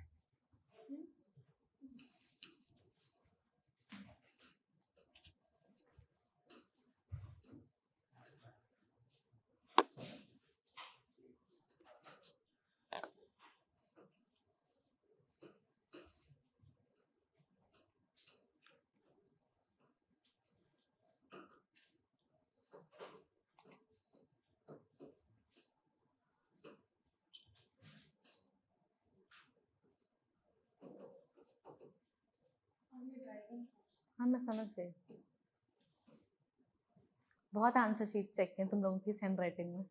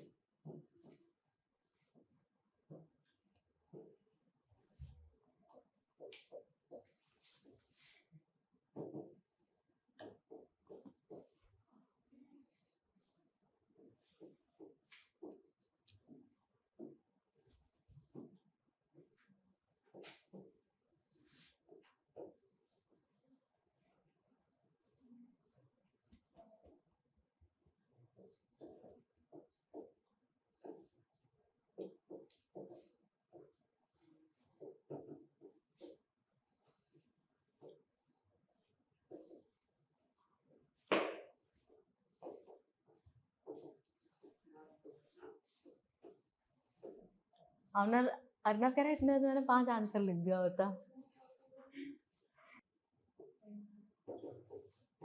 Okay, fine. Thank you, beta. Thank you so much, both of you. Now try to understand. You both know the concept. मैंने लिखवाया क्यों यहाँ पे? Just पढ़ाने के बाद इसलिए लिखवाया. आप दोनों को concept पता था, but लिखना कैसे है उसमें दोनों ने अच्छा लिखा है, but एकदम correct दोनों में से किसी का नहीं है, right? What is this? Direction doesn't matter. मतलब लैंग्वेज हमें क्या लिखनी है उस पर थोड़ा सा हमें ध्यान देना है, ठीक है ना. अब एग्जांपल देखो, एक तो साइंटिफिक नेम लिख रहे हो तो मैंने कितनी बार बोला है कि यहाँ पे ये स्मॉल होना चाहिए, ठीक है. दूसरा रूट ऑफ प्लांट, क्या root of plant? Root of plant grow towards the gravity, तो वो जियोट्रॉपिज्म का एग्जांपल हुआ. रूट ऑफ प्लांट जियोट्रॉपिज्म का एग्जांपल थोड़ा ना. Mimosa pudica, the leaves of the mimosa pudica droops when we touch it. This is the example, right? आपको पूरा explain करना पड़ेगा, ठीक है. तो सोच समझ के वर्ड्स अच्छे से इस्तेमाल करिए. जितना ज्यादा बुक्स को रीड करेंगे उतना ज्यादा अच्छा लिख पाएंगे, बिकॉज आपको उतने ज्यादा वर्ड्स मिलेंगे, राइट. क्योंकि हम जब भी पढ़ रहे हैं, when we are watching a lecture और when we are teaching, we are using the English language, ठीक है. तो उसको इंग्लिश में कन्वर्ट करने के लिए you have to use the books, right. तो एक बार क्विकली डिफरेंसेस देख लेते हैं दोनों में, ठीक है. आप दोनों ने बहुत अच्छा लिखा, वेरी नाइस, बहुत अच्छा. ऐसा आंसर लिख के मत आ जाना, ठीक है. चलिए, ट्रॉपिक मूवमेंट.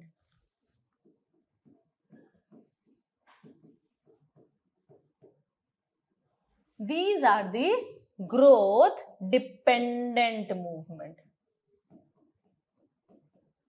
कैसे हैं बच्चे? Growth dependent.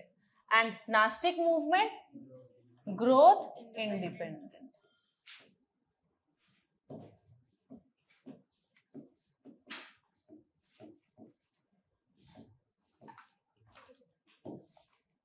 ठीक है? ट्रॉपिक मूवमेंट ग्रेजुअली अकर होती है, दे अकर ग्रेजुअली, और ये बहुत क्या होती है बच्चे? रैपिड या सडन है. ठीक है? ये कैसी ग्रोथ है बच्चे? इररिवर्सिबल. ये कैसी है बच्चे? Reversible. I am just writing one word, you have to make the sentence, right? Now tropic movement किसकी वजह से हो रही है? These are done because of the hormones. ठीक है? In the tropic movement, hormones are involved. क्या involve होते हैं बच्चे? Hormones are involved. और ये किसकी वजह से हो रही है बच्चे? Because of the change in the Nastic movement take place because of the change in the turgor pressure. What do you mean by turgor pressure? Movement of water molecules. We can say the pressure which is exerted by the water. Clear है? Now, अब थोड़े बहुत example पढ़ लेते हैं इनके फटाफट से. आपने रिप्रोडक्शन चैप्टर में पढ़ा होगा कि pollen grain lands on the stigma and it germinates और इट ग्रोज. तो ग्रो कर रहा है तो क्या बन रहा है? Pollen tube. ठीक है? This growth of the pollen grain and the formation of pollen tube take place because of the chemical, hence क्या हो गया? Chemotropism. जो रूट है वो ग्रो करती है टुवर्ड्स द ग्रेविटी, तो रूट शोज पॉजिटिव जियोट्रोपिज्म, और जो शूट होता है बच्चे वो क्या शो करता है? Negative geotropism. ठीक है ना? थिग्मो यानी कि टच. ठीक है? जो क्लाइंबिंग प्लांट्स होते हैं वो टच को सपोर्ट करते हुए ग्रो कर रहे हैं, इसलिए थिग्मोट्रोपिज्म. और आपका मिमोसा पुदिका क्या शो कर रहा होगा? Thigmotropism, thigmonastic movement. ठीक है? रूट वाटर की तरफ ग्रो कर रहा है तो क्या हो गया? हाइड्रोट्रोपिज्म. अब फोटोट्रोपिज्म. ठीक है? Phototropism it means growth towards the light. तो एक क्वेश्चन आता है यहाँ पे कि फोटोट्रोपिज्म हुआ कैसे. इसका एक एग्जांपल देती हूं मैं यहाँ पे कि हॉर्मोन्स इन्वॉल्व हो रहे हैं. अब now try to understand what is happening. मान लेते हैं कि ये यहाँ पे आपका प्लांट है. ठीक है? और ये आपका सन है. ओके, ये ऑक्सिन है. तो जब सनरेज ऐसे आ रही हैं, ठीक है, तो ऑक्सिन जो है वो इक्वली डिस्ट्रीब्यूटेड है. क्लियर है? अभी अगेन सेम थिंग. क्या हुआ? आपका जो सन है वो कुछ इस तरफ आ गया. क्लियर है? तो ये जो प्लांट था उसका जो ऑक्सिन था ना वो शेडेड साइड पे चला जाएगा. ठीक है? अब जब ऑक्सिन है वो शेडेड साइड पे आ गया तो उसके शेडेड साइड पे आने की वजह से यहाँ के सेल ज्यादा इनलार्ज होंगे. ठीक है? ज्यादा डिवाइड कर रहे हैं, ज्यादा इनलार्ज हो रहे हैं. तो जब ज्यादा इनलार्ज हो रहे होंगे तो it will bend towards the light. ठीक है? तो it will bend towards the light. Clear है? Bending towards the light, growing towards the light, इसी को हम क्या कह रहे हैं? फोटोट्रोपिज्म. ठीक है? अब तो ये तो था प्लांट में ट्रॉपिक मूवमेंट. फटाफट से just raise a hand. The movement of plant part in response to change in the water concentration is known as. Satakshi, ma'am hydrotropism. Example बच्चे. मैम जो रूट्स की मूवमेंट होती है when water is placed near them they move towards water but the shoots don't do. तो hydrotropism. Example of thigmotropism quickly. Arnav. Thigmotropism का example होगा best money plant का, क्योंकि उसके अराउंड रॉड लगी होती है, उसके अराउंड वो ग्रो करता रहता है. ठीक है. भूमि. कीमोट्रोपिज्म. मैम हाँ. Formation of pollen tube. Formation of pollen tube. सार्थक. Geotropism. Growth of root towards the gravity. Growth of root towards the gravity. Thank you beta. Next question. Select from the following correct statement about the tropic movement in plants. Rushil, tropic movement की बात कर रहा है बच्चे. Tropic it is due to the stimulus of touch and temperature. Anybody else? Vaibhav, It is growth related movement. It is growth related movement. ठीक है. It is observed only in root and not in stem. It does not depend on the direction of light. हम यहाँ पे एक point add कर ले सकते हैं. और ठीक है, direction dependent, not depend on the direction. ठीक है.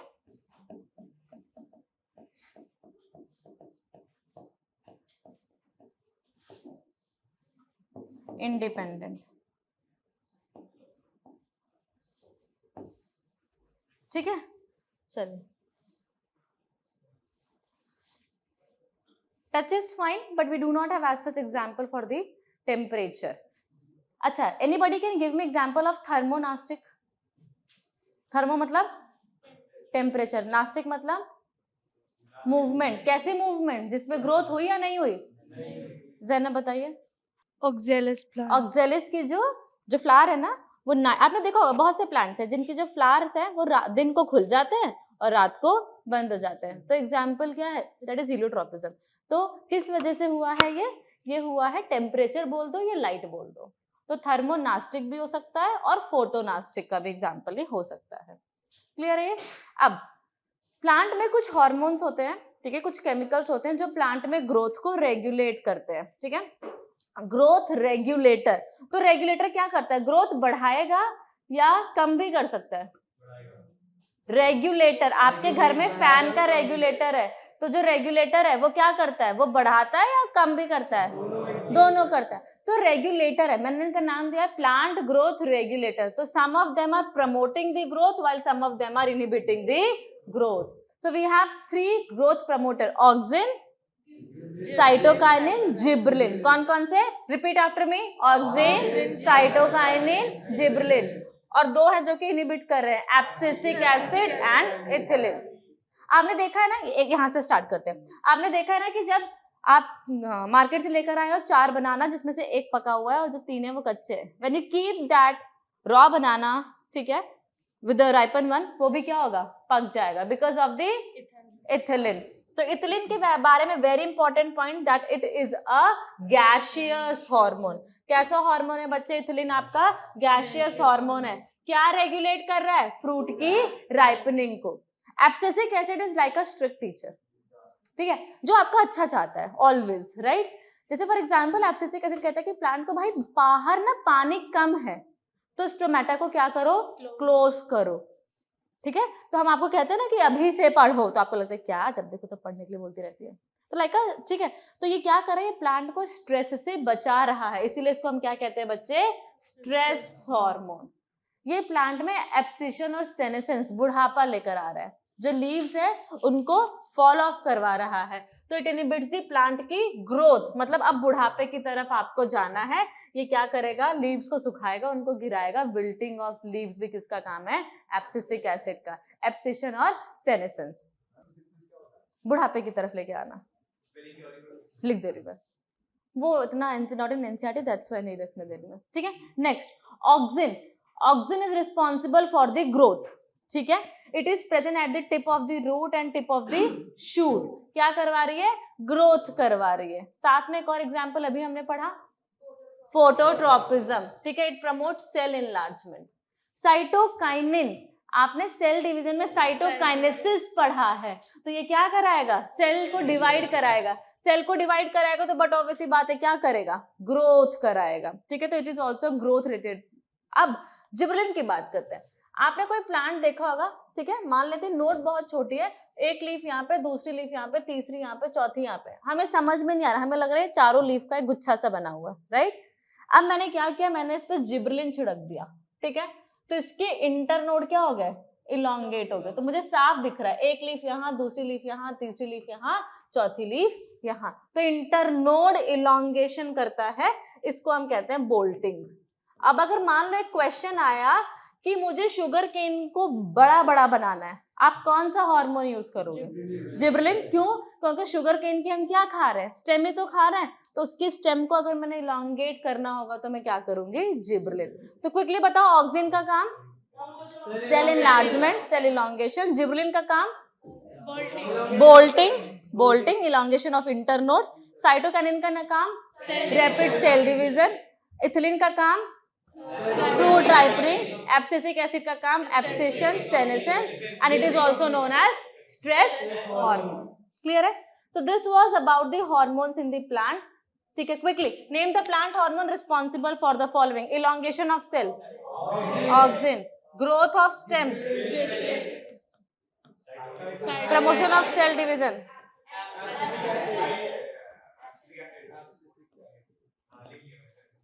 क्या हो गया? सेंट लिख दो उसके आगे, इजी सा था। ठीक है, नाउ फटाफट, Rahul spread chemical X on a plant with rosette habitat. After a few days, he found internodal distance to have increased. Suddenly, the chemical might be gibberellic acid. क्योंकि यहाँ पे क्या हुआ होगा बच्चे? क्या हुआ होगा? बोल्टिंग। सारे एक साथ है इस तरीके से, ऐसे जो फैले हुए से पत्ते नहीं होते हैं, रोजेट हैबिटेट कहते हैं। The substance that trigger the fall of mature leaves and fruits, abscisic acid. Now we are going to talk about the hormones, ठीक है, in us. तो अब हम बात करने जा रहे हैं बच्चे एंडोक्राइन सिस्टम की। अभी तक जो हमने बात करी थी वो नर्वस सिस्टम और प्लांट में बात की। एंडो मतलब इनसाइड, क्राइन मतलब secretion. So they are pouring their secretion directly into the blood. इसीलिए हम क्या कह रहे हैं? एंडोक्राइन। ठीक है, अब आप समझो, मान लेते हैं ये कोई एक ग्लैंड है, ठीक है, और ये है इसका सिक्रीशन। इसने क्या किया? अपना सिक्रीशन डायरेक्टली कहाँ पोर कर दिया? यहाँ पोर कर दिया। ठीक है, अब ब्लड तो मूव करता हुआ जा रहा है, रास्ते में इसको मिला ऑर्गन ए। इसका सिक्रीशन किसके पास पहुंचा होगा? इसका सिक्रीशन पहुंचा होगा ए के पास। कौन सा कलर का सिक्रीशन था? पिंक कलर का। ए के पास। रास्ते में मिला बी, सिक्रीशन किसके पास पहुंचा? बी के पास। रास्ते में सी डी सब मिले होंगे। बट ऐसा क्यों है कि अपना काम केवल और केवल शो कर पाता है टारगेट साइट पे? क्योंकि टारगेट साइट के पास क्या प्रेजेंट है? रिसेप्टर्स। तो ये है आपका टारगेट साइट। टारगेट साइट के पास बच्चे क्या प्रेजेंट है? रिसेप्टर्स। ठीक है, तो एंडोक्राइन ग्लैंड के बारे में पॉइंट्स लिखते हैं सबसे पहले। These are the glands which pour their secretion. Pour their secretion, जल्दी जल्दी बताओ। Directly into the blood stream. But will show their activity on target site. Their secretion are known as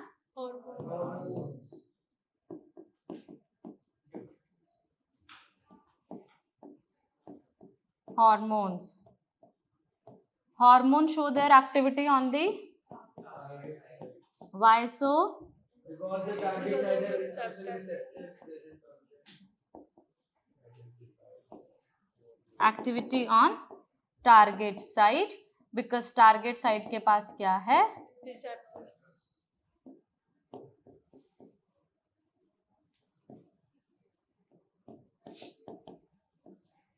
hormones क्या हैं बच्चे? Chemical messengers. ऐसे chemicals हैं जो कि क्या कैरी कर रहे हैं? मैसेज को। सिक्रीटेड बाय ग्लैंड्स, बहुत ज्यादा अमाउंट में, बहुत कम अमाउंट में, इन ट्रेस अमाउंट। ठीक है, नाउ सो वी हैव अलग अलग ग्लैंड्स। हमारे पास ब्रेन के दो पढ़ने हैं हमें, पिट्यूटरी और साथ में मैंने बताया था junction between endocrine and nervous, क्या नाम था उसका? हाइपोथैलेमस। ठीक है, फिर वहां से आप आए, कौन सा ग्लैंड मिला आपको? Thyroid gland. थायराइड ग्लैंड के पास में कौन सा प्रेजेंट है? पैराथायराइड। फिर छोटा सा ग्लैंड थाइमस। फिर एक ऐसा ग्लैंड जो फंक्शन कर रहा है both as endocrine and exocrine, pancreas.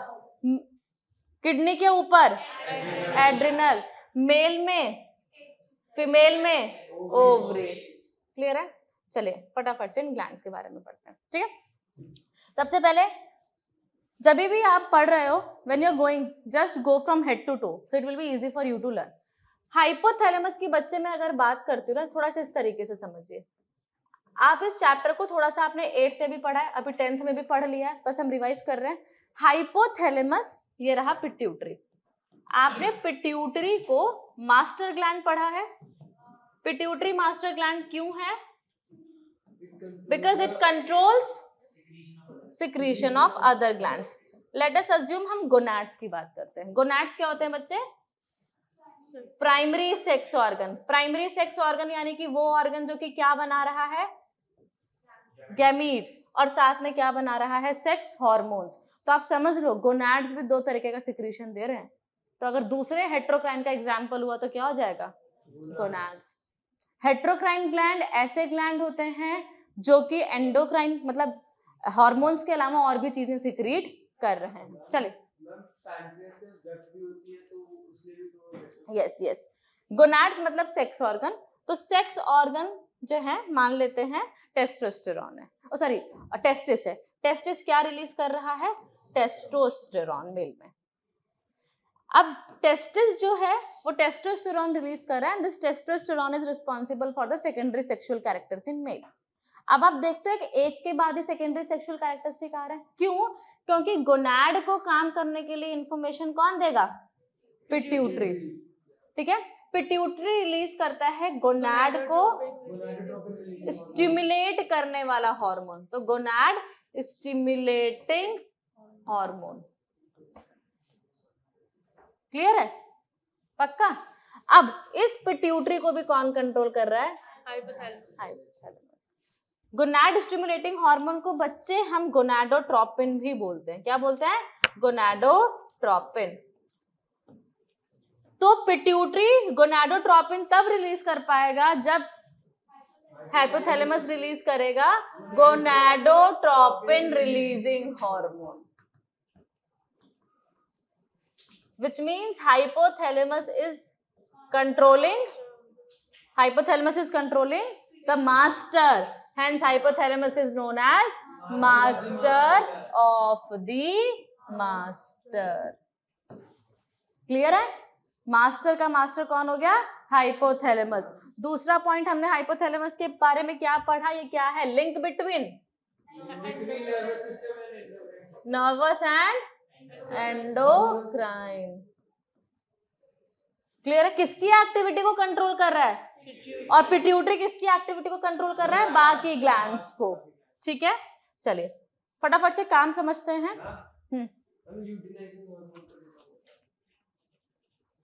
बताऊंगी अभी नहीं, आउट ऑफ एनसीईआरटी बता देती हूँ।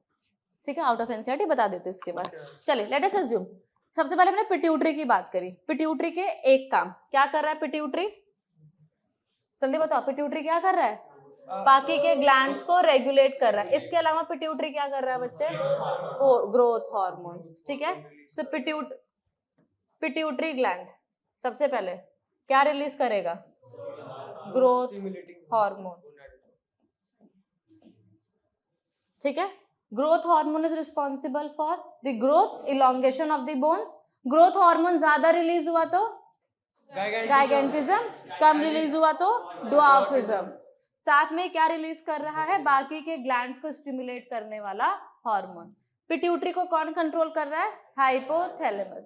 ना दूसरा ग्लैंड हमने कौन सा पढ़ा था बच्चे? Thyroid gland. ठीक है, थायराइड ग्लैंड क्या सिक्रीट कर रहा है? थायरोक्सिन। थायरोक्सिन आपकी बॉडी के बेसिक मेटाबॉलिक रेट को कंट्रोल करता है। फॉर एग्जाम्पल, अगर किसका मेटाबॉलिज्म ज्यादा अच्छा है, डेवलपमेंट ज्यादा बेहतरीन होगा, राइट? ठीक है, इस थायराइड ग्लैंड को थायरोक्सिन सिक्रीट करने के लिए क्या चाहिए होगा? आयोडीन। ठीक है, तो अगर मैंने बोल दिया बेसिक मेटाबॉलिक रेट, तो ऑब्वियसली ब्रेक डाउन कंट्रोल कर रहा होगा। तो it is responsible for the metabolism of carbohydrate, fat and protein. Also it is responsible for maintaining the BMR, basic metabolic rate. साथ में बच्चे ये एक और हार्मोन सिक्रीट करता है थायराइड ग्लैंड आपका, जिसे हम कहते हैं कैल्सीटोनिन। क्या कहते हैं? कैल्सीटोनिन। ठीक है, calcium absorption. Parathyroid hormone secrete करता है। ठीक है, ग्रोथ हार्मोन कौन सिक्रीट कर रहा है? Pituitary gland. किसके लिए रिस्पॉन्सिबल है? ग्रोथ के लिए। नेक्स्ट।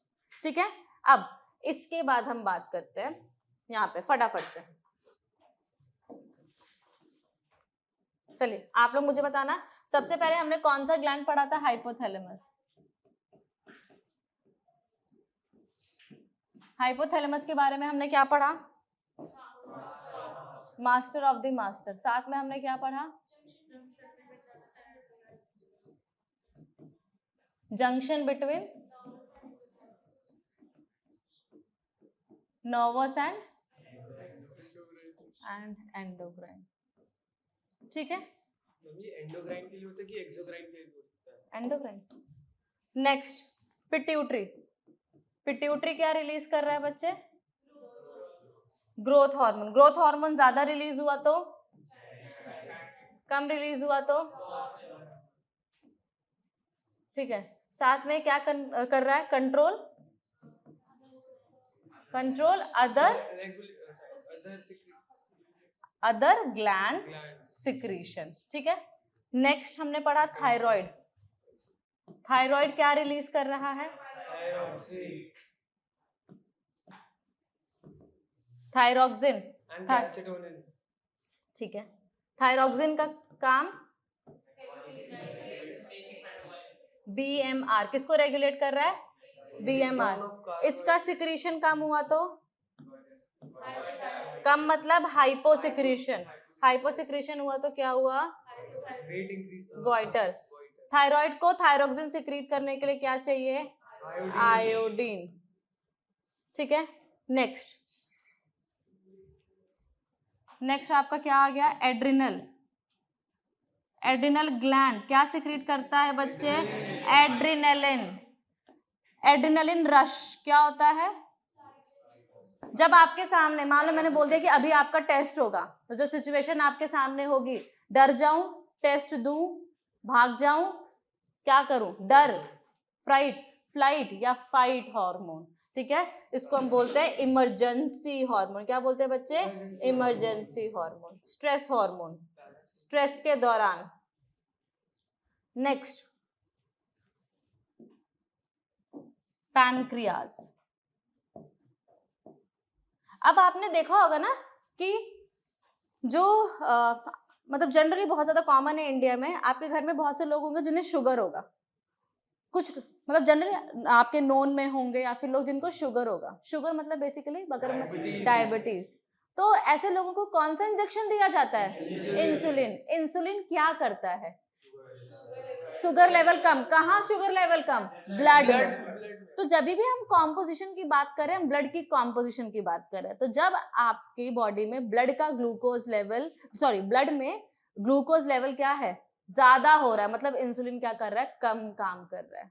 तो उस पर्सन ने क्या किया?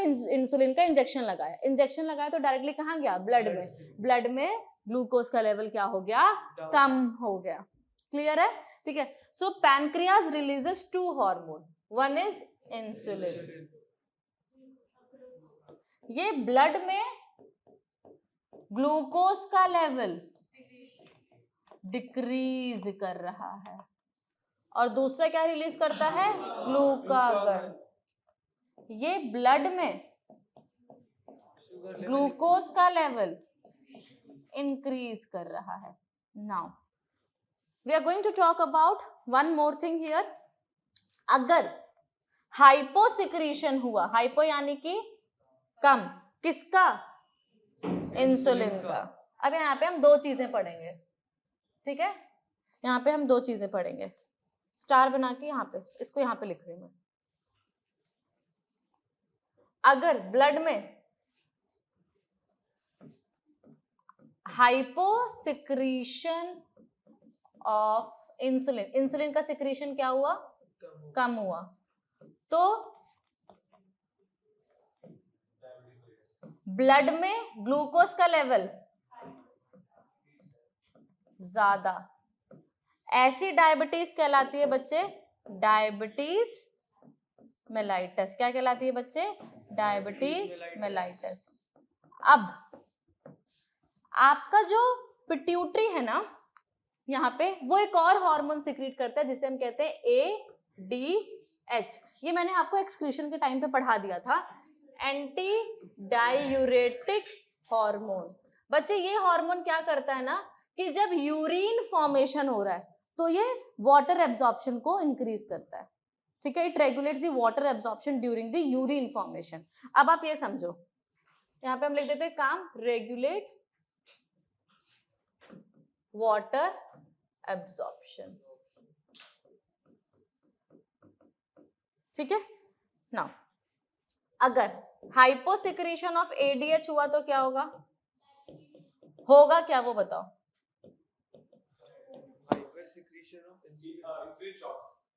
फ्रीक्वेंट यूरिनेशन, क्योंकि वाटर एब्जॉर्प्शन क्या होगा, वाटर एब्जॉर्प्शन क्या होगा, कम हो जाएगा।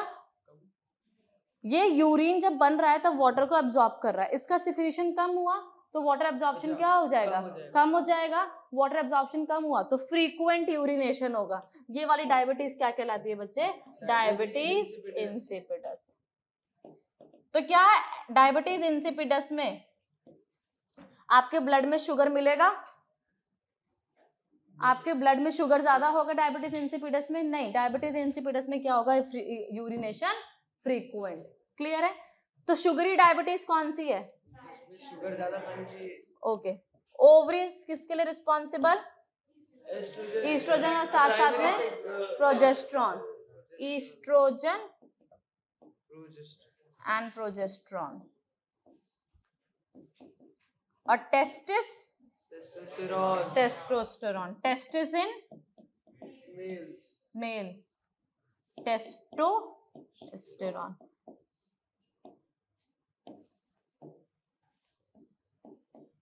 पैनक्रियास कैसा ग्लैंड है, इसके अलावा कोई और हेट्रोक्राइन पूछा तो गोनाड्स। गोनाड्स हेट्रोक्राइन क्यों है, क्योंकि वो गैमीट्स भी बना रहे हैं।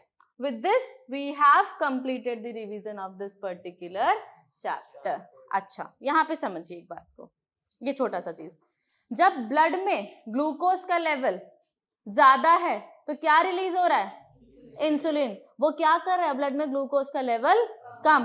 अगर ब्लड में ग्लूकोज का लेवल ऑलरेडी कम है तो क्या रिलीज होगा, ग्लूकागन। सो अगर आप देखो तो अपनी बॉडी के इंटरनल कंडीशन को मेंटेन करने के लिए ये दोनों कैसे काम कर रहे हैं, एक दूसरे के ऑपोजिट। बच्चे इसी को हम क्या कहते हैं, फीडबैक मैकेनिज्म। ठीक है। देखो हमें ये चीज पता होती है बट जब हमें लिखना होता है तब हम अच्छे से नहीं लिख पाते हैं। होमियोस्टेसिस क्या होता है, अपनी बॉडी के इंटरनल कंडीशन को मेंटेन करना। ठीक है। फॉर एग्जाम्पल आप इधर देख सकते हैं क्या हो रहा है कि sugar level in the blood rises, pancreas ने डिटेक्ट किया, क्या सिंथेसाइज कर दिया, इंसुलिन। ब्लड में शुगर का लेवल क्या हो गया, फॉल हो गया। इसका ऑपोजिट होगा तो कौन काम करेगा, glucagon.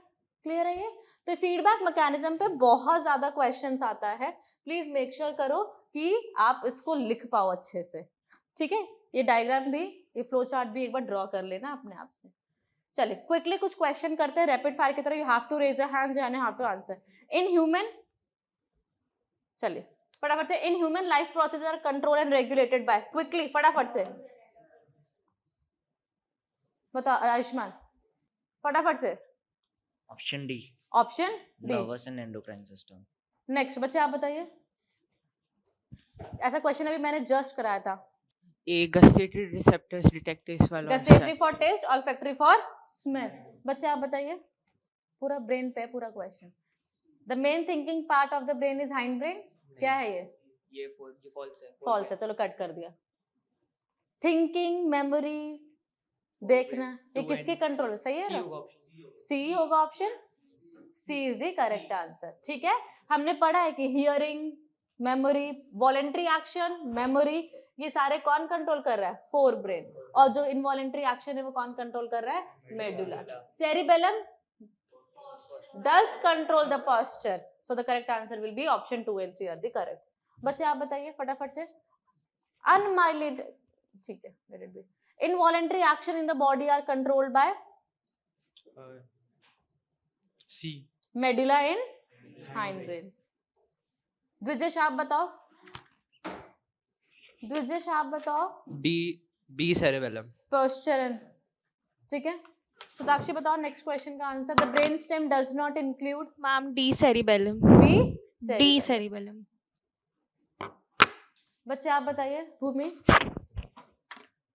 C. C. Dendrites, cell body, axon, axonal end. Vaibhav, next question. In a neuron, the conversion of electrical signal to chemical signal कहाँ पर हो रहा है? मैम एक्सोनल एंड Axon के end पे. आर्नव? हाँ ये A. ठीक है, इसका axon terminal और इसका dendritic tip. एक सेकंड रुक जाओ. इधर देखो, यहाँ से इंफॉर्मेशन गई, ठीक है, एक्सोनल एंड, ठीक है, एरो क्या बन रही है? गलत बन रही है. अब यहाँ पर आते हैं, यहाँ पे इसको देखो, यहाँ से इंफॉर्मेशन यहाँ पे गई. डायग्राम अगर हम देखते हैं तो एरो वाइज ये करेक्ट हो गया. क्लियर है? ठीक है, कोई डाउट है इसमें?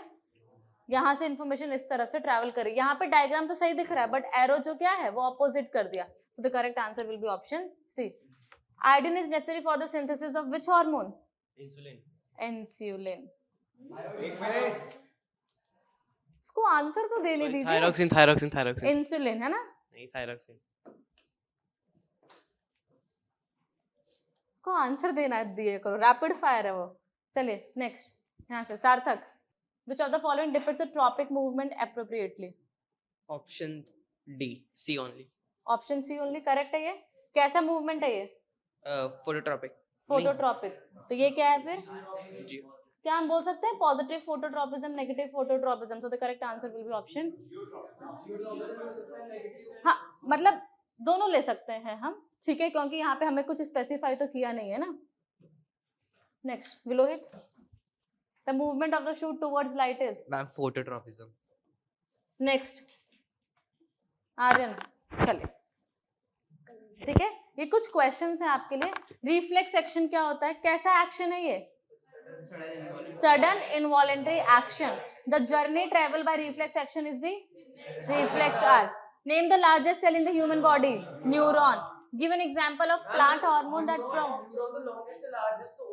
largest लिखा है, yes, यहाँ पे हम कहेंगे ovum या फिर egg. अगर longest लिखा होता तो neuron होता. Very good. Give an example of plant hormone that promotes growth. Auxin. Name the hormone that help in regulating blood sugar in our body. Insulin. Regulating लिखा है तो इंसुलिन एंड ग्लूकागन लिख रहे हैं. Name the gland that secretes? Pancreas. What are the plant hormones? What are the plant hormones? These are the chemicals that regulates the growth in the plant. ठीक है, name the part of the neuron. Dendrite, cell body, axon, nerve ending. Wow, dendrite, cell body, Axon. axon terminal. A potted plant made to lie horizontally on the ground. Which part of the plant will show positive geotropism? Root. Negative? Shoot. चले, नेबल the part. यहाँ पे क्या आएगा? Receptors. Synapse. Ayushman, ma'am सबसे पहले label label label.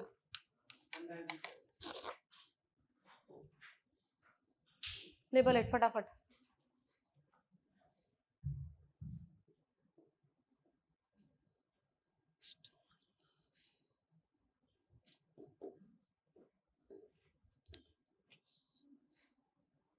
Stimulus, receptors.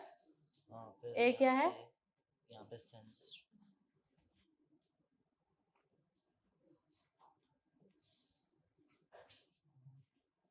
Sensory neuron, फिर ये यहाँ पर मोटर न्यूरॉन. मोटर न्यूरॉन यहाँ पे.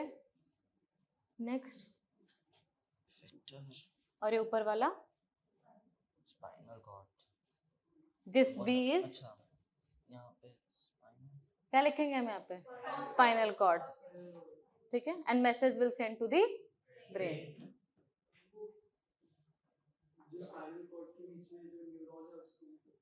यहाँ पे लेबलिंग नहीं दी है ना, बीसीडी नहीं दिया हो ना, इसलिए नहीं लिखा उसने. ठीक है, और ये वाला क्या होगा? छोटा सा बच्चे पोर्शन जो है ये वाला रिले एंड न्यूरॉन. ठीक है, with this we have completed the chapter. Thank you बेटा. आपके पास ये कुछ क्वेश्चंस हैं which are the homework for you people. And ठीक है, तो हमने क्विक रिकैप कर लिया. इस चैप्टर में हमने नर्वस सिस्टम के बारे में पढ़ा है. ठीक है, हमने पढ़ा है कि कैसे प्लांट में कोऑर्डिनेशन हो रहा है, and we have completed the endocrine system as well. ठीक है, in the next class we are going to start with the revision of the next chapter. Thank you so much everyone.